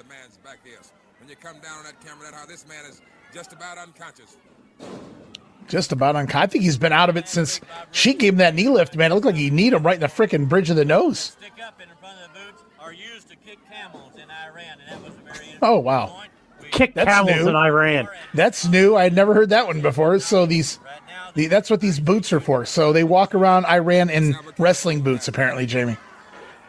You know what? That had to be on a 3x5 card that Watts gave boys. Wow. Work this in. Oh, he doesn't want to. Oh, no, not yet. Not yet.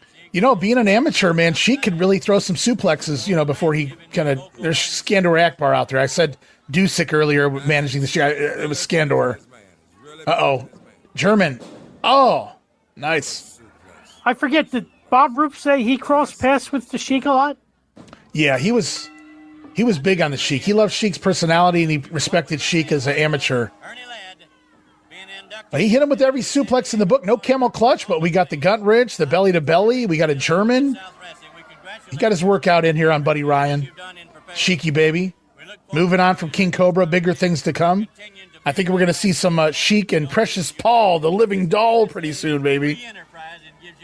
And just think, in 2 years, the Sheik's going to be a world champion. Would you have thought that in 1981? I sure of hell didn't. Oh, my goodness. Think about that. Yeah, absolutely.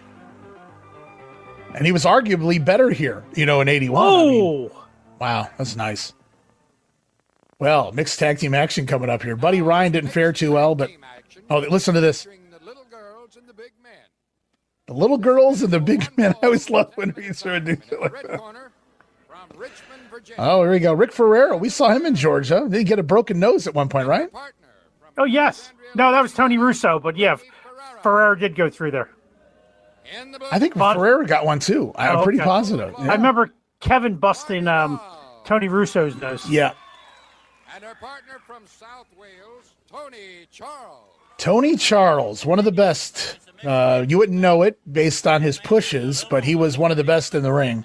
And Bob Roop will have you know the best matches he ever saw featured Tony Charles versus Billy Robinson. Yeah, I bet those two could have really gone together. And Tony Charles is much like Les Thornton, only I would give him credit as a much more entertaining wrestler than Les Thornton. Thornton more of a grab a hold and twist you into knots. Tony could do that too, but Tony understood the sports, the entertainment aspect of it. So Tony Charles is really good, and he got his little pushes in certain territories, but at this point, as you see, basically this is all about the midget girls, the little girls, and then the Rick Ferreira and Tony Charles at this point are nothing more than the undercard, the enhancement guys. Ferreira's actually, we'll see here as we go on in 82, Jamie Ferreira's going to wind up being a referee here for the Cowboy. Right, and for a good run also. Yeah. I mean, being a referee, he's going to do it for quite a while. Diamond Lil know her way around in the ring. Nothing better than Ernie Ladd on commentary here. The only thing we're missing is King Kong Bundy wrestling, so we go Bundy. You're stealing the paychecks, Bundy. You big fat piece of shit, Bundy. Well, kicking off there. I remember Boyd has a couple good one-liners in here when the girls are in the ring, but I don't know that they would be acceptable today, but... Look, check out Ernie doing play-by-play.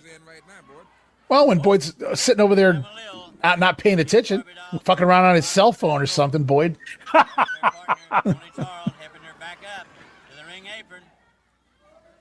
Oh, snapping her in. There you go.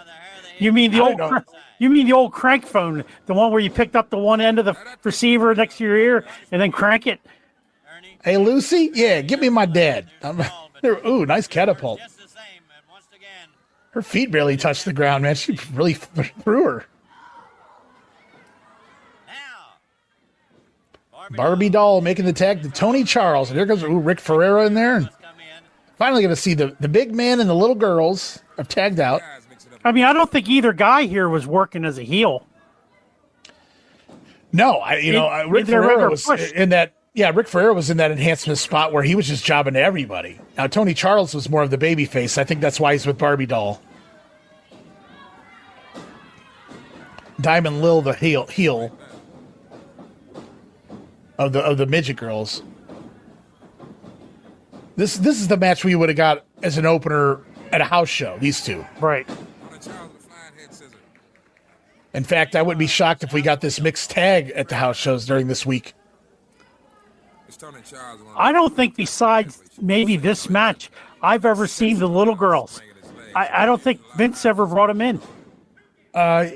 If Vince Sr. brought them in, it would have been, few and far between from what I remember. But yeah, I mean, I can count on one hand how many midget female matches I've seen. I've seen a few, but not very many. These guys are doing what they do best. They're working on the ground. Rick Ferreira, short and stocky, but believe it or not, even though he's kind of aged a little bit here, he got a little bit of a push early in his career, and he's competent. We've seen that. Right, he would have made a good mid-card for some territory. Earlier in his career, yes. I don't know about here in 81-ish, but certainly capable still, and really pushing that dream match. I'd say it was to get your address, but they're not really selling merchandise back then, so I'm not really sure. Notice they never give you the address. No, I was just about to say they're saying send it to the station. So it's not like what Georgia was doing at the time. Well, imagine these TV stations. How many different stations are you sending these to like they're really going to the guys? I don't even know what the point of it was. And wait till we get to the dream match, guys. It's so convoluted, and I won't spoil it, but it's so convoluted. There's no way that many people wrote in and said, I want to see this exact match. Yeah, I'll give you a theory why they're saying send it to the station. Okay. They want to prove to the station how popular they are. Thinking. Oh, what was that? Maybe we should put this wrestling in a better time slot. Yeah.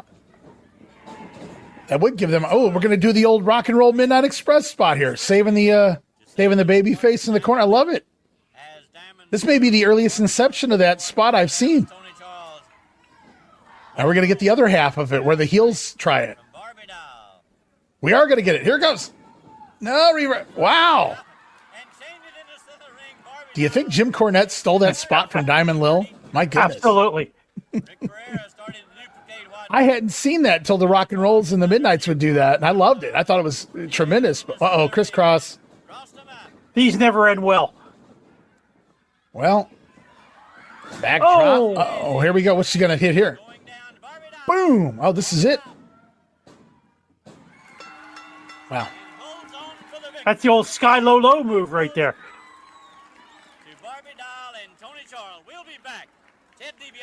Yeah, Sky Low Low. Great for getting spun on his head, too. Yeah. Oh, still to come. Okay, so we got that mixed tag. And for the duration, the remainder, we got time left on the show. North American title on the line. I believe it's on the line. I know we've got the North American champion in the ring. That's Ted DiBiase. You mean Ted Debussy? Ted Debussy. Ted Debussy. Or as Bill Watts would call him sometimes, Ted DiBiase. DiBiase. He would go back and forth. He would call it DiBiase and DiBiase. Ted Debussy. I got to pay attention when we get to 82 if Skandor pronounces Ted's name right when he's actually managing him. You think you got it right then? Yeah, know what? I don't remember. We'll have to pay attention to that. Yeah. Now, you can't get any bigger than this. You have the champion versus the number one contender on TV. And Watts had been doing this for years. And it never, affected his box office. Definitely a different, viewpoint from most promoters. Give away the biggest match you can on free TV. And it worked. It worked. We're going to see it work to the point where they're going to really be rocking at certain points depending on who's booking. Right now, Ernie Ladd's the booker, and It's the norm. You know, it's the normal Mid-South booking the fans are accustomed to. I mean, you've been posting the Southwest stuff from earlier in '82. Yes. Definitely. Ooh. Or are they booking like Mid-South and putting the main events on television also? Because there's some competitive matches. Last week, you and I saw the Grapplers against Lucas and Morton as the main event. Tag title match, yeah, absolutely. Right. They were given half the show had they went that long. Yeah, they gave them about 2 commercial breaks, 9 minutes of action, and in between, and there we go. These guys are going to be given a little time based on what we got left here on TV. Lay it in, son. Taking them back. Man, Bill Watts had quite the roster, did he not? I mean, even going back this far, you know, and I just... I mean, you got like local boys like King Cobra, but then you got like, you know, your undercard, mid-card guys like Brian Blair, just the guys that are just kind of there to fill out the card. I mean, if that's the worst you got a pretty damn good roster. Right, and you had Jimmy Garvin there. I mean, you had a damn good roster at this point. And DiBiase, just coming off his Georgia run, shows up here in September. Gets the belt. Gets the belt, and you just brought Bob Roop in. And Roop's part of this storyline, too. We're going to see moving into the new year of '82, Bob Roop and Paul Orndorff both going after DiBiase and this North American title. Kind of a triangular feud with the 2 heels aligning, at least early on. We'll have to see what happens with all of that into the end, but there we go. Wow, look at that. And don't forget that Paul Orndorff is responsible for one of the greatest storylines of all time, the Freebird JYD feud. Yes. It was because it's his hair cream. That's right. The hair cream with the match with Ken Mantell, I believe, if I remember correctly. Right, that Michael Hayes eventually steals and blinds JYD once. Not once, twice. Take him down. This is what we say. DiBiase was just so solid. Yeah, absolutely. And again, you know, you always hear the rumors was supposed to be the NWA champion. We talked about it on Georgia in early '81, and you know, politics perhaps and things of that nature that got in the way of that. Then supposedly supposed to be the WWF champion. Talk about getting screwed twice, man. I mean, but he was always right there. Always right there. He's going to work on the champion now. Yeah, he should have got a better push in '79 and '80 in the WWF. He got jilted. He was easily the next man up in either case if they needed to switch the belt. If somebody had gotten hurt, if they needed, you know, he was easily right there. It just didn't work out for him. And now he takes a big bump in the corner. Orndorff going to get out. Oh, night on. Man, Orndorff made everything look so real. You know, we covered 77 Tennessee, and Orndorff comes in there and gets his first real push of his career on top. Working against Jerry Lawler, Orndorff the babyface, and Steve Crawford, you know, did some digging and some research, and he come up with a story Orndorff told where that was kind of where it lit a fire under him, where he really kind of picked up his game because Jerry Jarrett pulled him aside after giving him the push and said, either you need to start going out there and showing fire or I can't use you. And I think the rest, as they say, is history. Oh, look at, speaking of fire. Patented power slam right in the spinning toe. Yeah, DiBiase never had the best physique, but it was believable enough. Yeah, he was a stout guy. Oh, here we go. Figure 4. One of DiBiase's favorites from the time. Orndorff trying to grab the referee, trying to turn it over. Are we going to get a submission here on TV? You think Orndorff's going to give it up? No. He's not on the way out yet. Oh, he reversed it. Wow. Now Teddy's in trouble. I'll tell you what, man. I don't know if you've ever been in a reverse figure 4, but even as a kid when we would do it, and I've heard this from other people as well, it didn't feel too good on either side when you turn that thing over. No.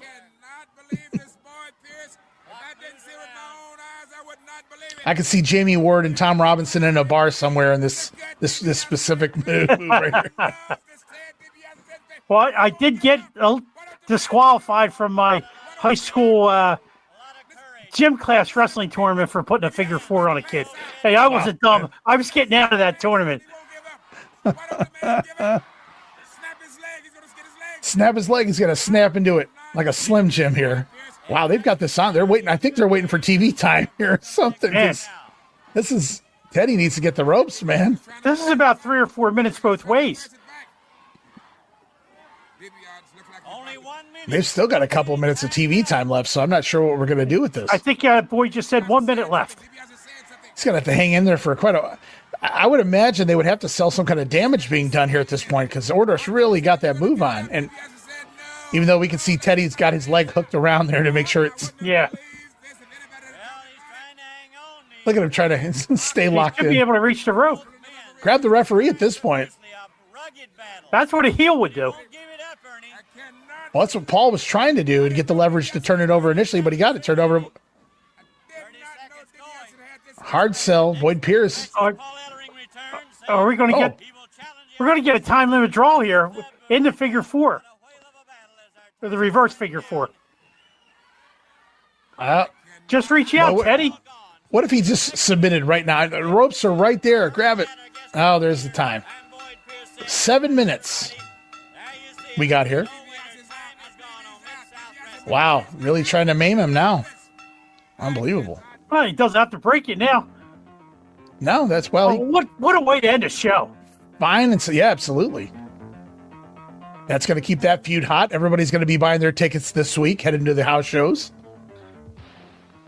and hopefully we get to see the aftermath of that match. Next week.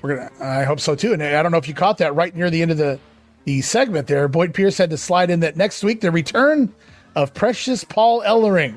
Precious Paul, the living dog. Gonna have some interesting interviews upcoming very soon here in Mid-South Wrestling for sure. And a lot of workout routines, if I remember correctly. And some that we were going to cringe about when they eventually come on. It's like one of them, in fact, was edited out of the network, but we'll have it here, right here on the Regional Rasslin Un-Reeled. Precious Paul working out with some kids and some interesting situations. With Pac-Man Fever. We'll actually get to hear Pac-Man Fever. That's it. Absolutely. So Paul Ellering going to make his return. We're going to see what happens next in the storyline between DiBiase and Paul Orndorff. Bob Roop, don't forget, right there in the midst of that. We know just a couple weeks away from the Dream match and the return of the Wild Samoans. Whole lot going on here heading into 1982. Again, you couldn't really pick, and I had a lot of patrons say this to me. We don't care which two win because, there is no you can't go wrong. No. Yeah, you can't really go wrong but a lot of people were happy with the two that came out on top, obviously, because they were the winners, so he had the most votes. But I think a lot of people are looking forward to our version of Mid-South 82 and the context and fun we can add to it. I know other people have done it in the past and kind of abandoned that, but hopefully, we just continue on and enjoy the era and look at all the talent coming and going and everything in between. We know a lot of stories are coming up here. The summer of 82 really going to heat up with some interesting things. Oh, yeah. This is a turning point for Bill Watson Mid-South Wrestling with what will occur this summer. Yeah, absolutely. We're going to see a different world here in the region of Mid-South sports. But man, Jamie, another one in the books. I appreciate it so much for you joining us again for this. We did some Southwest, we did some Mid-South, and we're going to continue on. Sometimes maybe we'll do back-to-back Southwest, sometimes maybe back-to-back Mid-South. I don't know. Depends on how I feel or what's on my laptop at that point in time. But we'll continue on with both of them moving forward. Hopefully you guys are enjoying it. The USA Network and Southwest Wrestling, going to see, was it as really as bad as some people led on that it was? I don't think it was, but I've never watched it straight through, so I'm interested in that. Yeah, you know what? This will be a lot more enjoyable, being that we're going to go straight through both shows, and it'll start sticking in our memories what happened, on that episode before, and we'll be able to contribute even more to the podcast. Absolutely. A lot more context that way. And hopefully everybody follows along with us. Tell your friends. And I know everybody says that, but I mean, literally tell your friends that we got this going on. Of course, we've got Regional Rasslin, the podcast, where we cover tons of great stuff, including Georgia 82 right now. But right here, man, this is where it's at for me. I mean, it's a great time just kicking back, watching this stuff and kind of learning something new. Even though I've seen these Mid-Souths, I feel like a dozen times at least every episode. I've never just watched it, straight through like that. So I'm looking forward to picking up even more new things that I've missed in the past. Yeah, well, when we do the Southwest, I haven't watched them since they originally aired. The Mid-South, I watched within the last 10 years. I have worked my way through the network up through like late 84 with, the rock and roll, midnight and all that kind of stuff. But it's been a good while, so I'm looking forward to watching it again. I never get tired of it. As am I, and I couldn't think of somebody better to do it with than you, because you lived this, you watched it, but not just that, you genuinely take yourself back. You're having a good time, I'm having a good time, and that's what it's all about. So we'll be back soon, guys. More Southwest, more Mid-South coming. We want to thank you so much for voting in the polls. For those of you who didn't vote, well, I guess you'll have your chance next time around. That's going to be a ways off, but we're already making our way through. And again, about 9 months of Southwest, something around that time frame, before they're kicked off the USA Network. So we've got some time to cover that, but another full year of Mid-South around the corner, 1982. We still got a couple episodes here in 1981, but it's just getting good, guys. And Paul Ellering returns. Wait for some really great promos. Oh, yeah. Definitely. So. But great or different? Yeah. I don't know if great was the adjective I needed to use there, but I wanted to anyway. So, but Jamie, thank you again for stopping by. I hope to see you back next time, man. All right, guys. We'll be back very soon. More Regional Rasslin Un-Reeled right here. Part of the Ultimate Tier. The Patreon Ultimate Tier. Warrior. All right, I'm back. Okay, guys. We're out of here for now. We'll be back soon. More Regional Rasslin Un-Reeled right around the corner.